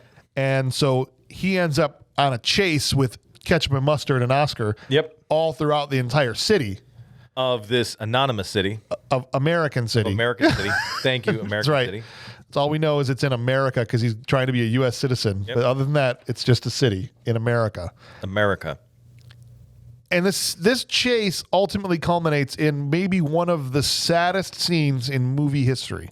Yes. Voted online. There was a list online of saddest scenes in movies, and the Atreyu scene with the horse and Yeah. Never Ending Story was on there. And I was just like, it still made me sad to watch it now as an Yeah. adult, even though I wasn't nearly as into it as I was the movie. Are you talking I was about a when he kid. starts speaking Pig Latin and the guys come running up behind him Yeah. and just start beating him? Beating the lid hell. of it. Yeah. Yeah, so to give you some context, Johnny he's captured Oscar by hanging from a tree. Yeah. And the other two, Ketchup and Mustard, were sitting there going, oh, crap, what are we going to do? And Oscar tricks Johnny by speaking to the guys in Pig Latin to get behind him. Yeah, because it's the language he doesn't know. behind Bay, Yeah. Ime or whatever. And so they go around the block. to Yeah, get and the one behind plays like, oh, crap, we're scared. We have to go. Johnny. Right, that's right. Yeah. And so they come around the back behind him with their crowbars. And even though it doesn't even make it doesn't make sense within the concept they've built in that every other time Johnny's attacked or hit with crowbars, it doesn't seem to have that much effect on him at all. But here he's built like tissue paper for some Yeah. reason. Yep. Yeah. Okay. Because they had to for the movie. Yeah. It's This you're part just he had to beating be the hell out of a fax machine. That's basically what it looked like. because he is Yeah. busted up, dude. Well, yeah, they hook the crowbar on his neck, and then you see him tear out the wires, and Yeah. then that kind of becomes you got to the Jugular. yeah, exactly, and it started to kind of like melt from there. Like they started, they punctured a hole in the battery, and there was all these like different. They got to his like core parts. Well, all they do is So, like yeah. there were some shots where they just hit him in the arm and his arm No, would just absolutely, shatter yeah, into a million it pieces. fell off, yeah. What But is he's supposed to happening? be $11 million. Right, well, and every other time he's Indestructible seems machine. very tough. Yeah. and strong and powerful. But here, it's like he just falls to pieces. 2 years, it'll just mess you up. I think the voice actor was that Tim Bailey? No, it's Tim Blaney. Blaney. Tim Blaney. Yeah. I think his voice acting on this is what really Yeah. Oh, it sold the whole thing. sold the attack. It's still an effective scene. It works. Yes. To this day. Yes. To this day. Even if it doesn't still solid. track with the rest of the movie. Yeah. It's not consistent with how strong he is the rest of the movie. Nope. It doesn't matter because he sells it. It's just sad to see Johnny in pieces whimpering essentially on the ground. Yeah. And the bad guys are getting away. It's really sad. Well, and just to see him pick himself back up Yeah. and then, trying And where's Charles? How we not have Charles here? There's the one movie we've done out of 90 where RC planes save the day. Yes. And our one guy that his whole hobby is flying RC planes. He's not here. And he's not here. I remember when before I knew RC planes were going to play a bigger part, they run through the field of guys flying their planes. Step on Yes. one. Step on one. I was like, Charles would be pissed. And that guy gets mad too. Yeah. Right? Yeah. And then when it comes back later with the antenna, he is able to control things, as we've said, with the board. He controls the RC planes, or a couple of them, and brings them to his own rescue, essentially. Yeah. And these RC planes attack the guys. One drives right up the dude's booty hole, Yeah. and they all run off. Or up the old poop chute. And at this point, you're like, rust in pieces, J5. Yeah, because they would have kept beating him until he was dead. Here, at least, he's able to drag himself away, Right. even though he's dying. Yep. And he says that in the next scene because Fred goes everywhere looking for him. Yeah. And then he finally sees the wet tracks. Yeah. And the reason that Ben and Sandy aren't with him is because they get arrested locked because, up. At the time, they were back at the. Yeah. Back at the warehouse. The where- bank realizes it's been robbed. They follow the tunnel to the warehouse, and they're there, so they get arrested, which Right. makes logical sense. Makes all the sense in the The world. tunnel was from your building. Yeah. Yeah. That you leased for only 30 days. Right. Yeah, which looks even worse. Yeah. So the cops, now Michael McKean saw what was happening through the window and booked it before he Yeah. got He's arrested. like, I'm out of here. He finds Johnny, and Johnny writes on the wall, dying, Yeah. find Ben. He's like, I can't. He's like, He's you arrested. fix. Yeah. You fix. And then they turn around, Yeah. and there's the Radio Shack. Literally. Owned by Manic Mike. They're in the alleyway Yes. of the Radio Shack. Yeah. And What a great commercial for Radio Shack. first of all, Yeah. yes. Fix your dying robot here. Remember Radio Shacks? Oh, I really missed this. Were people from local Radio Shacks able to make those zany commercials? I mean, that's a corporate chain. This is what didn't make any sense. I mean, I don't know if you're allowed to. What do they call that when you like rent or buy out a franchise? I think Radio Shacks are franchised. Okay. I think they were owned. maybe Individually. some of them were, and that's why they Yeah. were allowed to do it. Yeah. Yeah. Yeah. Maybe. But Fred is Who knows what the franchise was back in the 80s? Whatever. Fred is able to fix Johnny. Well, fix him enough to be functional Yeah. in the Radio Shack as Johnny walks him through. Yeah. each So piece. Johnny can take over and fix himself. Right. And then once he's able to regain his function, he can take it from there. And he patches himself up to the point where he's pretty much fully functional, but his battery is still leaking. I love how they tried to tourniquet Yes. a battery. Yeah. It shows how dumb Fred is, right? What? Yeah. Which, by the way, I don't know if you guys know, if you puncture a lithium ion battery, it explodes. It does not. If you puncture a battery and it leaks fluid, that is a lead acid battery or something similar. Yeah. That is not a lithium ion battery. No. But whatever. I mean, this is the 80s. Yeah, it's supposed to represent his humanity, and like when he says before, Yeah. like, you know, Yeah, absolutely. He's bleeding out. he's bleeding out. Yeah. Even though it's Most battery. human thing is Right. they could Thing to do. yeah. Yeah. So he's essentially bleeding. And he turns himself into, though, a version of Johnny Five that like you would build if you built a Johnny Five. It's post-apocalyptic Johnny Five. Yep, just punks himself out, just ready to rock and roll. Mohawk, Yeah. eye patch, Chains, for no gun reason. belts, Yeah. chains. Yeah. He's ready for heavy metal. He even put like a piercing into his face. Yes, and with went a down chain. into the All the way down. all the way down to his belly button. I'm assuming Maybe. that's. I think that's how they did it. Put Yeah, it. he said heavy metal. Yeah. And he goes off to go and find. He's like, I am really pissed off. Oh, yeah. He says, right? He gets the red eye. Yeah. Like Terminator style. Yeah. And he takes off, and Fred goes with him. And man, this is where it really gets ridiculous. Fred is riding Johnny down the street. Yes. And he's like, don't worry about it. My cousin's a Harley Davidson. Whatever. And they're chasing the bad guys in their car. Okay. And they jump in the. This is the one time I call bullshit. They get all of a sudden, and they don't even show it happen. He's right behind the car. Right behind the car. Yeah. Then it cuts and like, oh, he's not there. Now they're in the sewer under the car. They unscrew the man. I'll let you do. I know what you're going to. Yeah. But just to give context, they unscrew a manhole underneath the car. Yeah. And Johnny's head just comes out like, oh, now we're underneath him. Okay, so first of all, you have this robot who's what? The width of the thing is probably 6.5 feet.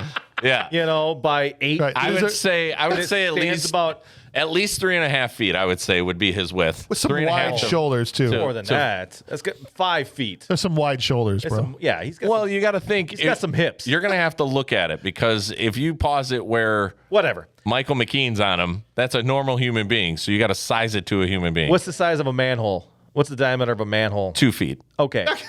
There you go. I'm just saying. How the hell does he get into the He sewer? just stands there and he's like, I don't know what to do. And You just then take you just like I just disconnect my tracks. and you just like I transform into the motorcycle from T1000 the over here Batmobile. and just does Yeah. liquid metal and I just You know, he left his tracks on the road, and he just his upper torso. He crawled Terminator style through the sewer, but even his shoulders wouldn't fit. No. But whatever. Right? But then he's there. But he's there, and it's like, And then just his upper body sticks just up his through upper and body he sticks through it. spins the car And then around he's like a strong cartoon. enough. This thing was falling apart. Now he's strong enough to pick up a car Yes. and spin it around. But not strong enough to take a couple of crowbar hits. That's what I'm saying. Like it's not even consistent within the reality of the movie. Yeah. But whatever. He's now vanished from the street. He's reappeared, teleported into that's the only teleportation. That's the only way he could have done it. He teleported into the sewer. Only through sewers. That's his power. Yeah. Michael McKean is down there for some reason. You hear him down there like, you know what, just swang past me. A lot of mid, Picks up the car. Then they come out. Launches it off a ramp. How does he get out of the sewer? Do they ever show him getting out of the sewer? No, he's just there. He's just there. It's just the same way. And they have you got down. fight scene. They just show him he's got the sewer ring on him and he's trying to just shimmy it off. He got down the same. It's just, he he's wearing it like a belt. It's just broken earth all around the sewer. There's thing. like blacktop This is blacktop. and concrete And hanging dirt off him, and underneath he's it, like chiseling it off. Do you know how they did it? Oh. Off camera. That's exactly how they do it. Exactly how they did it. Yeah. Exactly how they do it. Yeah, they have this fight scene. The Anything is fight scene was possible off ridiculous. He wraps the one guy in a chain link fence. Which is funny. I thought that was funny. Yeah. And that legit would keep somebody. For sure. Yeah. But I can't remember what they did with mustard. He was that's a good thrown one. into the bales of paper. He slid him. Remember? Oh, yeah. Because he tried to do the whole pig Latin thing again. Right. Oh, yeah. He's like, nope, I got it this time. And That time I know you. Yeah. Yeah. Oh, yeah. He caught it and then flips him over his shoulders from his back to the That front. was crazy. Yeah. You're right. Yeah. But then Fred is punched in the stomach by Oscar, and Oscar's able to get away. He's got the bag that's got the diamonds in it. Yeah. Which is essentially they hit him in toy dinosaurs, but that doesn't really matter. It's the bag of diamonds. Don't worry about it. And off he goes, and he finds a boat, and he's taking off down the channel trying to get to the ocean. Yep. Johnny's got this counter, this very handy counter. Yeah. It's a very, very specific counter we seen back in Radio Shack. No, right. no, we seen it when he was first assaulted and beaten up. That he has a counter on his chest saying lifespan. You know, like battery 5 minutes to battery life. It's really important for the audience. Exactly. How dark, but not sure to have that thing on display all the time. For what other reasons would you ever need one of these? And it's, I don't know why. I don't know. Regardless, I guess as a robot, we wouldn't know. Time is ticking down. Sure. Literally. He's chasing, he's ripping it down the road, kind of running perpendicular with the boat. Sparks are flying because he's, falling apart. Right. He's, put himself together with everything, To Bonnie Tyler's holding out for a hero. And that's what I was going to say is You can add that song to any scene and it makes it kick more ass. Yeah. It still is just like slaps. I'm like, hell yeah, let's go, Johnny Five. At this point, I was like, oh, this is kind of cheesy, right? We should find some other movies that would work and with. just add it to it. Yeah, and Let's just do see. it. I think it would work with almost anything. Any kind of chase scene. Sure. Perfect. Trying to get a pair of socks on. I need a hero. Johnny raises himself up on a crane. Yeah. elevator, okay, and ends up Tarzan swinging from the crane down on over top, the water, over the boat, times that mint, Yes. Perfect. picks Oscar right up off the boat. Yep, The yoink. boat keeps going. Yeah. And he swings Oscar back, and they both crash Onto a pad. onto a pad. Yeah, Just like a quarterback throwing that tight spiral deep and just catch the receiver that's right. in stride. Just like Joe Montana. Joe Montana. Tackle him just like Joe Montana. Joe Montana was a quarterback, you idiot. Idiot. I said Joe Montana. All right. Anyway. All right. So this is where Ben finally catches back. Again, the police just, oh, you need to go find your robot? We'll drive you. We'll drive you. Yeah. And then no one's ever arrested. You can allocate police funds to this if it helps the plot along. They get there. Johnny is literally, his time is running to zero. Oh, no. And they freaking defib a robot. Yeah. Defibrillator.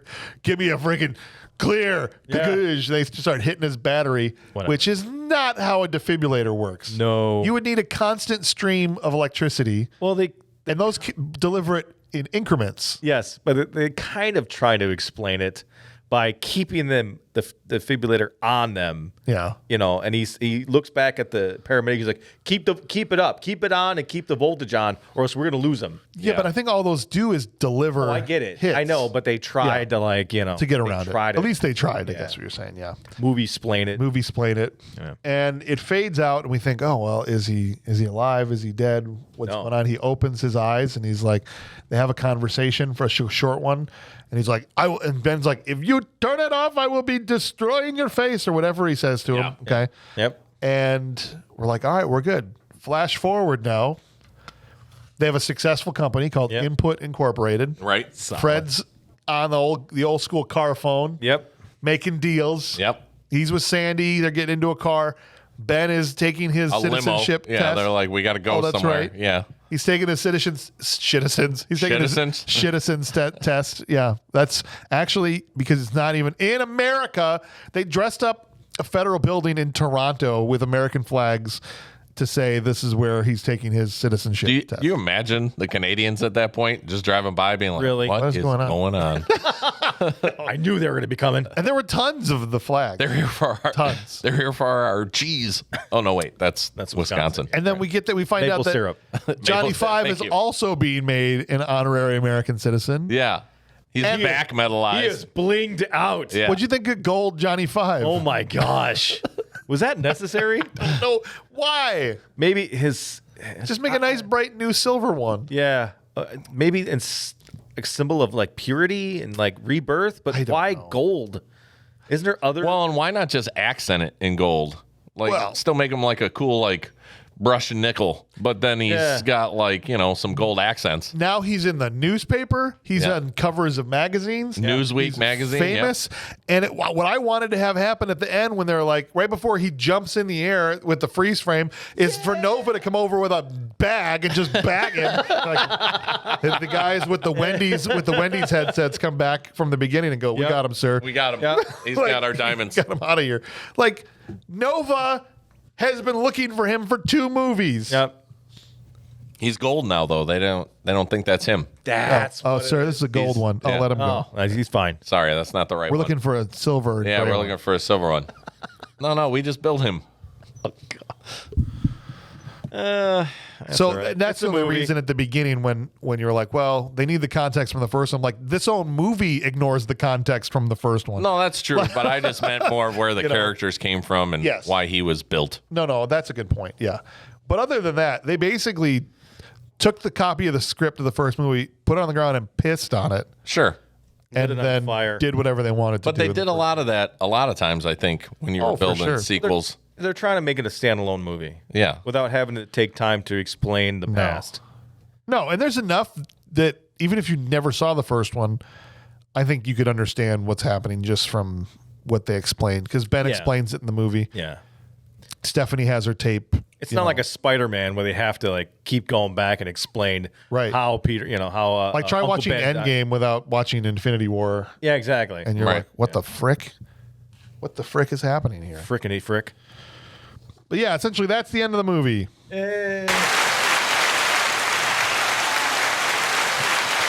Finally, 2 hours later. We're going to do what we always do, which is give out some awards to this movie, because every movie deserves awards of some kind, and some of these awards you'd want to win, some of them you wouldn't. And we'll start off with what we always start off with, the prestigious award that we give out. Prestigious.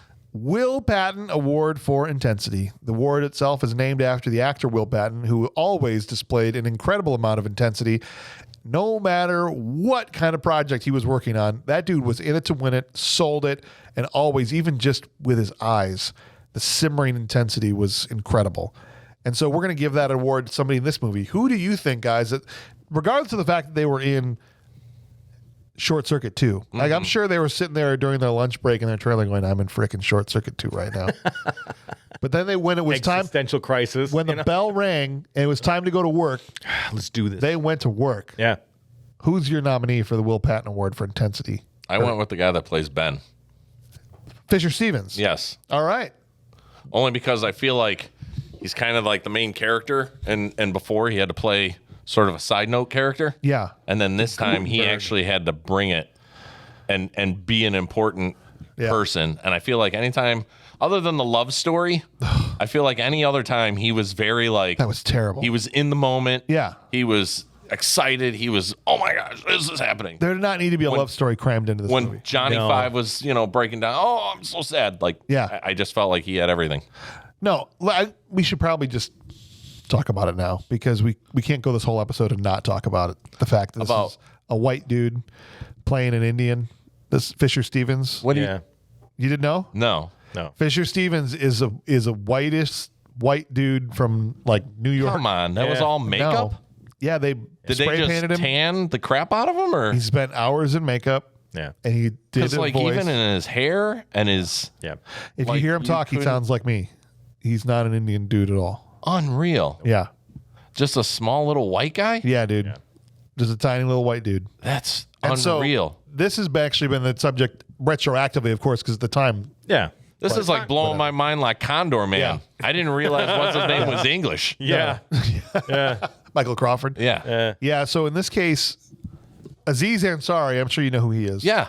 Did this whole thing about it because he actually did an article and went and interviewed Fisher Stevens because as a kid watching this movie, he loved it because it was the main character of an American movie. Yeah. Was an Indian guy. Sure. And he didn't find out till he was an adult. Oh, no. That Fisher Stevens is a not white an dude. Indian- he's not Was that a rough interview or was it like really No. well done? So he was cool about it. Actually, the whole thing, and Aziz talked about this on a Conan episode too, if you guys can look it up and find it, where he said, there's a lot of people this day and age that when they see something like this, they just want to go on the offensive and go attack. He's like, I thought instead of doing that, I'll just talk to the guy and see where, from his perspective, how did it happen, whatever. Let's try and learn from this. Let's not just go like, Let's not accuse the guy and you're cancel him. canceled. Yeah, let's not cancel like, him. oh, Let's he must talk be to a him. racist because he did this or whatever, right? Sure. And so if Aziz Ansari is cool about it, I'm not going to sit here and rip the guy to pieces for doing it, but I feel like we got to bring it up at least because people maybe either haven't heard the story, didn't know, Yeah, I didn't know. or didn't know that. I don't spend a lot of time on IMDb. Right. And it's not one of those things I mean, I didn't even know about it. What was the other one we just watched not that long ago with the guy that was Asian, but he wasn't Asian, with the guy from Tremors. The Korean guy from Remo Williams. Thank you. Remo Williams. Was just like a little Jewish I dude. had no idea. Yeah. I don't. That's another great example. This was happening a lot back then, Yeah. right? Yeah. And so he has said now, I would never do a part like this again. Sure. But at the time, he had never had a job before when they'd hired him to do the first one. He was supposed to be an American grad student when he got the part. And then out of nowhere, a producer called up and said, can you do an Indian? Like they had changed the part for whatever. Yeah. And so the guy was like, yes, because it was his first job, right? And Well, he and it wanted was to probably work. promised And he to wanted him. to work. Yeah, and he was probably already hired. And so what he did is he tried to do, he worked with a dialect coach. He went and he spent 5 weeks in India to like learn the culture and to talk to the people there. He read books. He did all kinds of things to be able to do a respectful portrayal of an Indian person. And Sure. he did. And he wasn't trying to be like a caricature or rip on them or like, you know, do that kind of stuff. No. So I'm not going to sit here and take the guy to task. Should they, in retrospect, have probably just cast an Indian actor? Yeah. But I'm not going to like hammer Fisher Stevens for doing this because he tried to do it the right way. Does that make Yeah. sense? No, I. Okay. Yeah. So because we're now talking about performances, I just thought we had to address that. But that's my 2 cents. Anyway, he was my vote. He did a good job. Who you got, Joe? Michael McKean. Michael McKean. Okay. Fred. I think every movie, every show that I've ever seen him, he's no Michael Dudikoff. No, I'm joking. No. But no, I enjoyed his performance. Oh, that was good. I enjoyed his mannerisms when somebody else was talking on screen, you know, and he's kind of in the background reacting to stuff. He was always had a hell of a reaction, you know. He's not just waiting there staring To say for his line? Yeah, to say it. No, he was into it. I liked him. I thought he had a good performance. In fact, I almost gave him my nomination. He's number 2 in my top 3, so I really liked him a lot. Yeah. I ultimately went with David Hemblin. He played Jones, and that's Ketchup. It was out of the 2 guys. There was like the nerdy guy who was Mustard, right? The computer nerd. And the other guy was like the why guy. Yeah. Like that was kind of like his whole thing. Will you shut up? Yeah. Well, I guess you got to just go in there and take care of business. You and your computers and all your stupid. Like that's kind of how he talked. Yeah. Sure.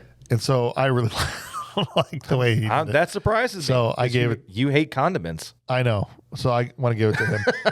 But Thank God it wasn't barbecue sauce. we have somebody pickles. playing along from the Patreon today. Oh, yeah, I remember and that. Sean McHugh has written in with his Will Pat nomination, which is actually going to break the 3-way tie because he went with Fisher Stevens, the guy that played Ben. Nice. So ultimately, Fisher Stevens is going to win the Will Patton Award. And he speaks to kind of what we're talking about. He says this guy spent 5 weeks in India to prepare for the role. He had viewers believing he was Indian. So if the Indian people thought he was Indian, Sure. they didn't take offense to it. Well, They were you like, just made "This that is point good." With Aziz Ansari. Thank you. He transformed into Ben Javeri. He carried the same passion into the sequel. Hell, he had me convinced until I saw him in Hackers that was an Indian guy. And you can't get much more intense than that. So Sean gives it to Fisher Stevens, who will win the award. So good Nice. job, Fisher. We now move on to the Michael Dudikoff Trash Can Full of Dirt Award. The award we give out to the worst actor in the movie, the one that we thought had the acting range of a pile of dirt inside of a trash can. So not as prestigious as the Will Patton Award for intensity. Kurt, who you got? Sorry. No, it's okay. You want me to go to Joe? Yeah, Wasn't would you? ready. Joe, who you got for the trash can full of dirt? I'm going to say the cops. All of the police officers. It's a good answer. Because they were just bad. They were terrible. I think the acting was good for crap. I even think but them as characters were good for crap.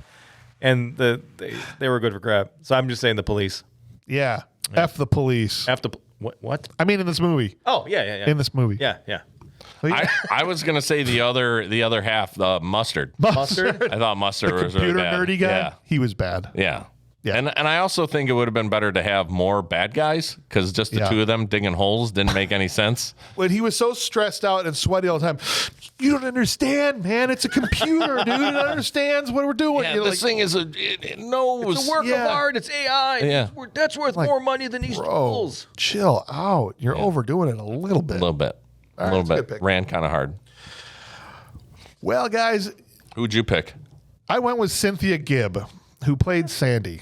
Oh, What? She was bad, dude. Oh yeah, okay. I mean, What? Okay, I guess. she was terrible. Yeah. She was bad. In every scene, she looked like a deer in headlights. Okay, except for when they were having their drinks, and she actually looked like she had a personality when they were having drinks in the diner. She played a cookie cutter She was like an female emotional black hole. Yeah. Yeah. Okay, Like she could just be replaced with anybody. with anything, Literally Or like a literally trash can. anyone. Yeah. That would have made the She's- love scene a lot more funnier, especially when he was talking about diarrhea and Just sitting there at the table looking over the top of the trash can. Yes. Up at the display board and Yes. just Try the new roast chicken. Yes. Cynthia Gibb is going to win the award because Sean McHugh also picked Cynthia Gibb oh, nice. as his trash can. Says, had a hard time with this prestigious award as I thought all of them did decent, but she gave me serious, I acted in high school vibes.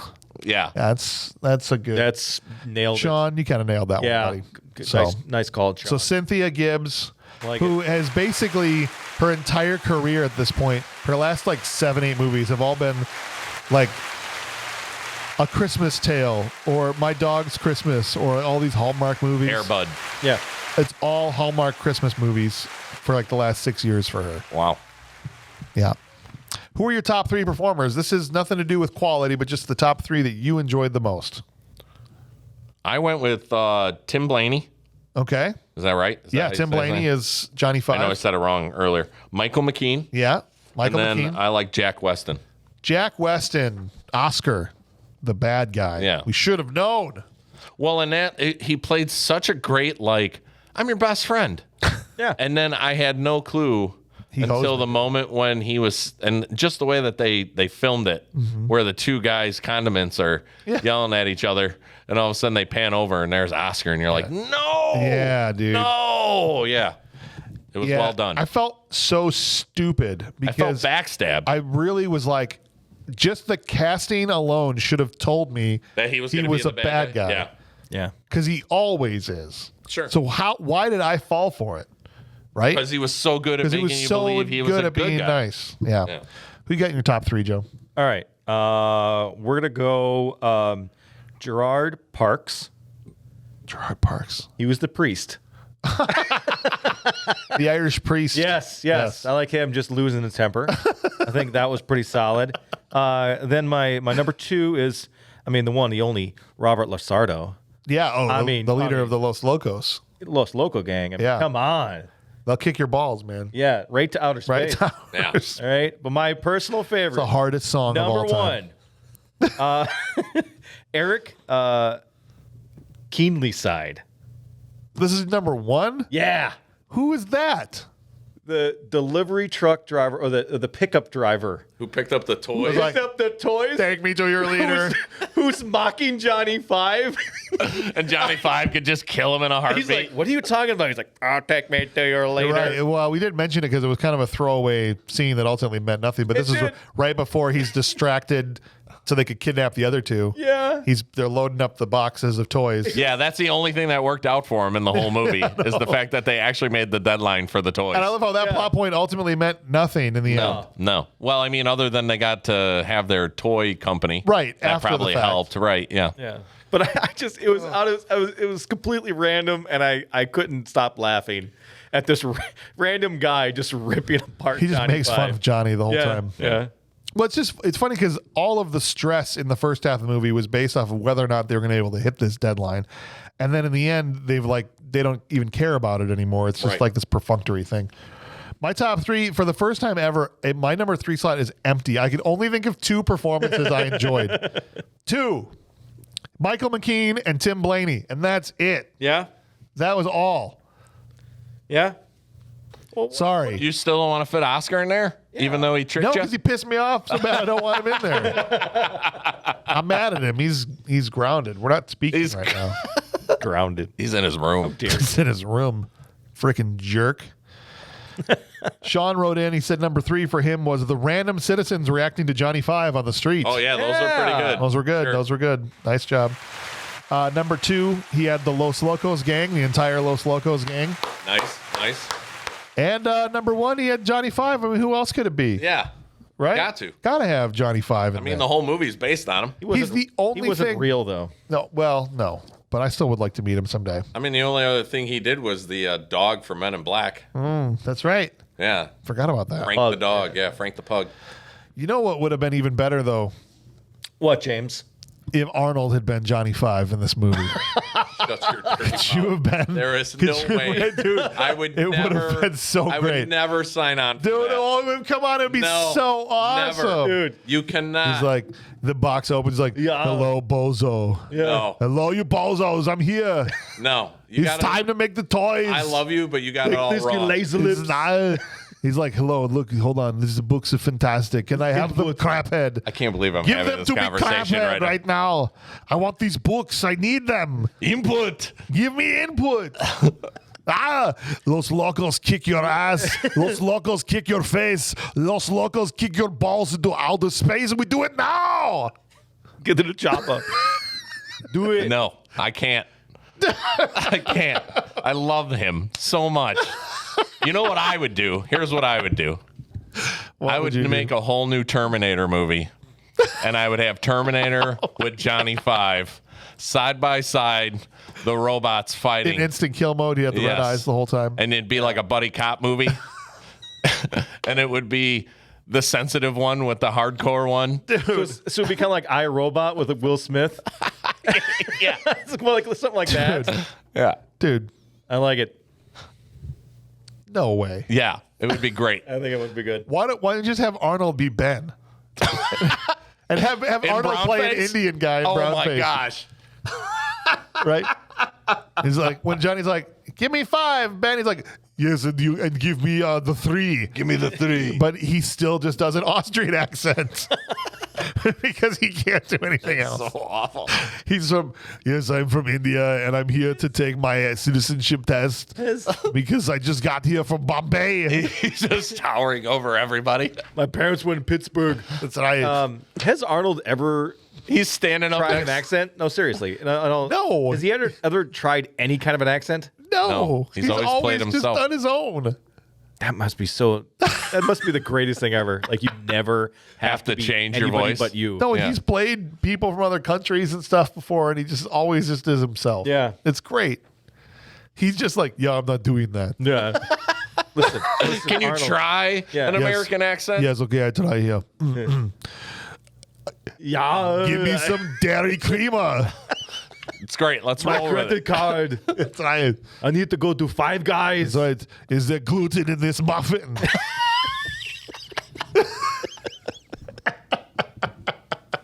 I want to speak to your manager. Get it out of there now. The robot is fantastic. That's right. Look, he's got this fantastic body. Yeah, he's Right? got the tracks. He's got the tracks. It's so cool. Yes. He's got the lithium battery. That's right. Tell me this would be awesome if Arnold was Johnny Five. Just the No, voice not of Johnny Johnny Five. I want him as Ben. Listen to me very carefully. I like these books. I want them, craphead. Give them to me. Oh my gosh. Yeah. I need right. to confess my sins. Sean said, I grew up. Wait. Oh, no. He's talking about Arnold. He goes, make him the leader of the Los Locos gang. I was like, so Arnold trying to be Los a Mexican? locos kick your butt. Trying to sing the song. He's also a Mexican, but still doing an Austrian accent. Hello, what is up, SA? Yeah. That's right, Vato. Come over here. Going to push these That's car right. stereos. Let's go and get these radios, pendejo. Yeah. Bendejo. Hola, ¿cómo estás? I'm saying, dude. He would never change his accent. Muy bien. That's right. And we can't go home to our wives and our little babies. And our small John Connors. We can't go home to him. No, I can't do it. We have to do it now. Skynet requires me to get right. these car stereos. Listen to me very carefully. In 2 minutes, these car stereos will become self-aware. We need to destroy them. We destroy them now. Get them out of here. Dude, that would be good too. No. I think our Arnold impersonations are on point. So. This is a Mitsubishi. Yeah, yeah. No, I'm Johnny Five. It's a cop, you idiot. What if, oh man. What if you played both roles? Dude. What if he was the voice of Johnny What Five? if you did voiceover for the whole movie? Because It's everything. it could have is been Arnold. when Johnny hooked himself back up and his voice just sounded different, and now he's got Arnold's voice. We should hit up that John Godot guy Let's do it. and have him just do it. redo. Be You awesome. got to do Johnny Five, but do the voice of Johnny Five. That's right.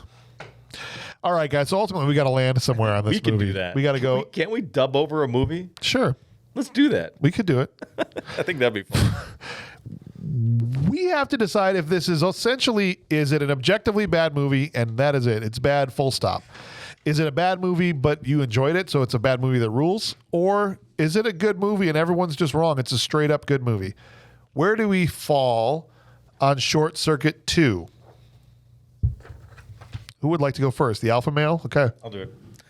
It's a bad movie that rules. Oh, okay. Yes. I mean, despite its downcomings, despite its lame ass attempt at a romance between those two, There's like, more chemistry between two avocados in a basket at a supermarket yeah, than there are these two. yeah. It's like watching two dogs lick a doorknob.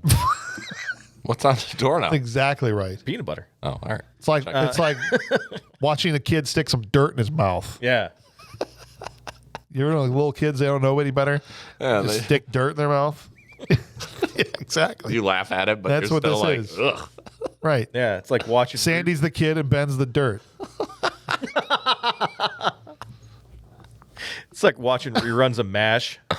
That's right. Honestly. Ugh. It's like fixing a dishwasher with your bare fingers. It like electrocutes you because there's still water all over the ground and you die. That's what this chemistry and this romance Pretty much is like.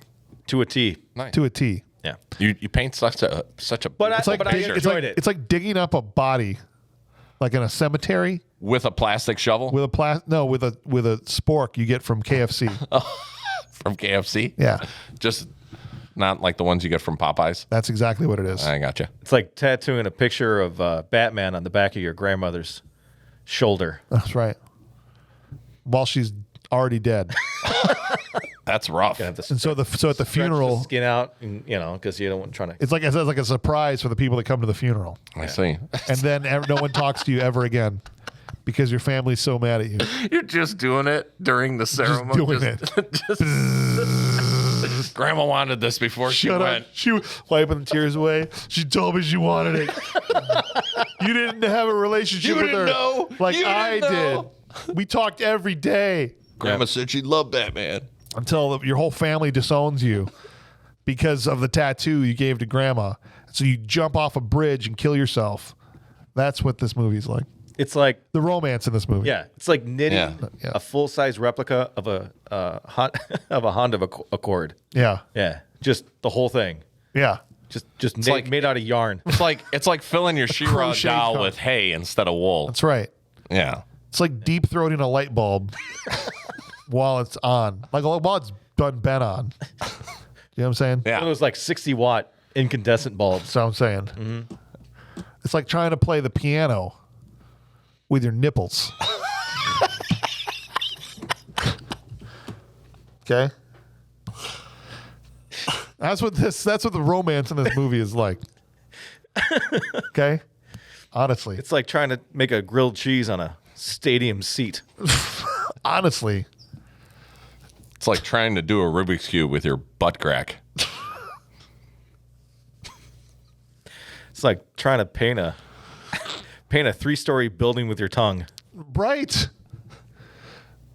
Is your tongue holding the brush, or are you actually painting? You lick the Yeah, paint. you lick And dip then your you- tongue in the paint. and then you And lick then you the lick building. the wall until you're done. Yeah. Wow, You don't leave till you're done. that's a rough job. How do you bid something like that? So, bad movie that rules? Where'd you come down on it? Yeah, it's bad movie rules, by the way. After all of that. I'm going with a bad movie that rules. Regulation, order, sway. Okay. It's a Johnny Five reference. Johnny Five Oh. reference. Got it. Okay. Well, Sean, before I get to mine, Sean wrote in and said, straight up good movie. What? I grew up watching these films, but I haven't seen them in years. I went into this viewing expecting to have my memory shattered by a terrible movie. And it wasn't? Instead, I found myself smiling, laughing, and even tearing up when Johnny Five was beaten up. So Sean is going full in, straight up good movie. I cannot agree with Sean. Yeah. I appreciate Sean's viewpoint. I also loved this movie as a kid. Yes. And if you had asked me when I was 9, this is not a rip on you, Sean, I would have said this movie's incredible. Yes. And so would you have, Sean, or anybody else, right? I thought it was a good The movie difference at the is time. you went in expecting it to be shattered and it wasn't. I went in expecting it to be shattered and it was. Right? Well, so we just had two different experiences, that's all. And it still pulled on my heartstrings this time around. Sure. I mean, when he's getting mauled, Oh, yeah. you're just like, "Ugh, just And this is ultimately swallow why it down." I'm going to say it's a bad movie that rules for one reason, because I actually had it for a point of time just as a straight up bad movie. I changed it to rules just because of Johnny Five. That's it. I still enjoyed it. Still brought back so many great memories. I enjoyed the hell out of seeing him on screen. It had been so long. It was like seeing an old friend again. Yeah. And Johnny Five is still awesome. So for that reason alone, but other than that, the nonsense, the ridiculousness, not in a good way, because I like nonsense and ridiculousness in certain and one of, after the boyfriend school, probably the worst romance in any of the movies. Like, just take it out. There's no reason for there to be a romantic subplot. out of the movies we've watched, you're saying. Out of the movies I we've gotcha. watched. Terrible. Yeah. If you would have taken Unnecessary. out the romance, they would have cut the time down in the movie to a tolerable level as well. Sure. It's like watching two goats hump a fence post. I should have had a counter for all the for that. Okay? Goats. So It was like a ultimately couple bad. of wrapped up salamis like rubbing against each other in a grocery store. Do you know what I'm talking about? No. Those guys got you when you Those- like, who's got you the just salamis? stack them. You stack them on the I shelf, see. and they're just rubbed against each other. I gotcha. There's more friction between those two things than there was on screen. Some wrapped lunch meat than there was between Sandy and Ben. With some wax paper between them. That's what I'm saying, dude. All right, we good on this movie We're good. I think we've Good. explained it. because we have to talk about what we're doing next week. All right, yeah. Next week, we're going back to our poll. This is our poll winner. Our last poll winner was Hands of Steel. The one before that was Condor Man. Yes. Right? The Patreon, if you want to vote on the polls for upcoming episodes, you can do that. Join the Patreon and do that. If you want to participate like Sean did, join the Patreon. We want you to be part of the show. Come be part of the show. But back 2 polls ago when the Condor Man won, the second place, the close, very close, maybe by a vote or two, second place finisher to Condor Man was Hands of Steel. Nice. And so next week, We like that one. Hands of Steel will be the episode. Wow. I'm not going to be able to be on that episode. Daniel Green, I think, was the actor's name. And, well, the kids' table's available. And we're going to talk about him crushing skulls. Remember the trailer? That was his go-to move. He put a robot chicken a full Nelson at one point, ripped her head off. Ripped her head off, This is all I remember. punched through a helmet. He did the double backhand. Oh my gosh! Yeah. The double-handed backhand move. decapitator on the move. It was great. It was awesome. Then I find out since then that the movie, it's an Italian movie. So it's dubbed? I don't know if it's dubbed, but all the filmmakers they shot this in Italy, and all the filmmakers are Italian. So This is going to be a great one. it's gonna be guys. incredible. It's going to be a great one. incredible. Nice. So tune in next week for Hands of Steel. Until then, on behalf of old Stinkfinger himself here, Kurt Mummer, and the alpha male, Joe Goratowski, I'm James Hauser. Thank you for listening.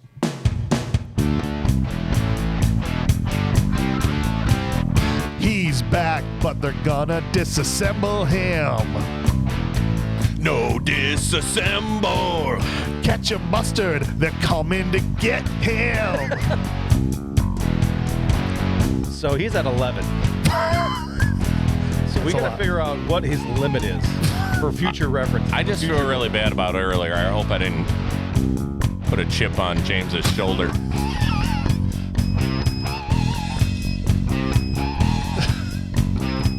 You're welcome.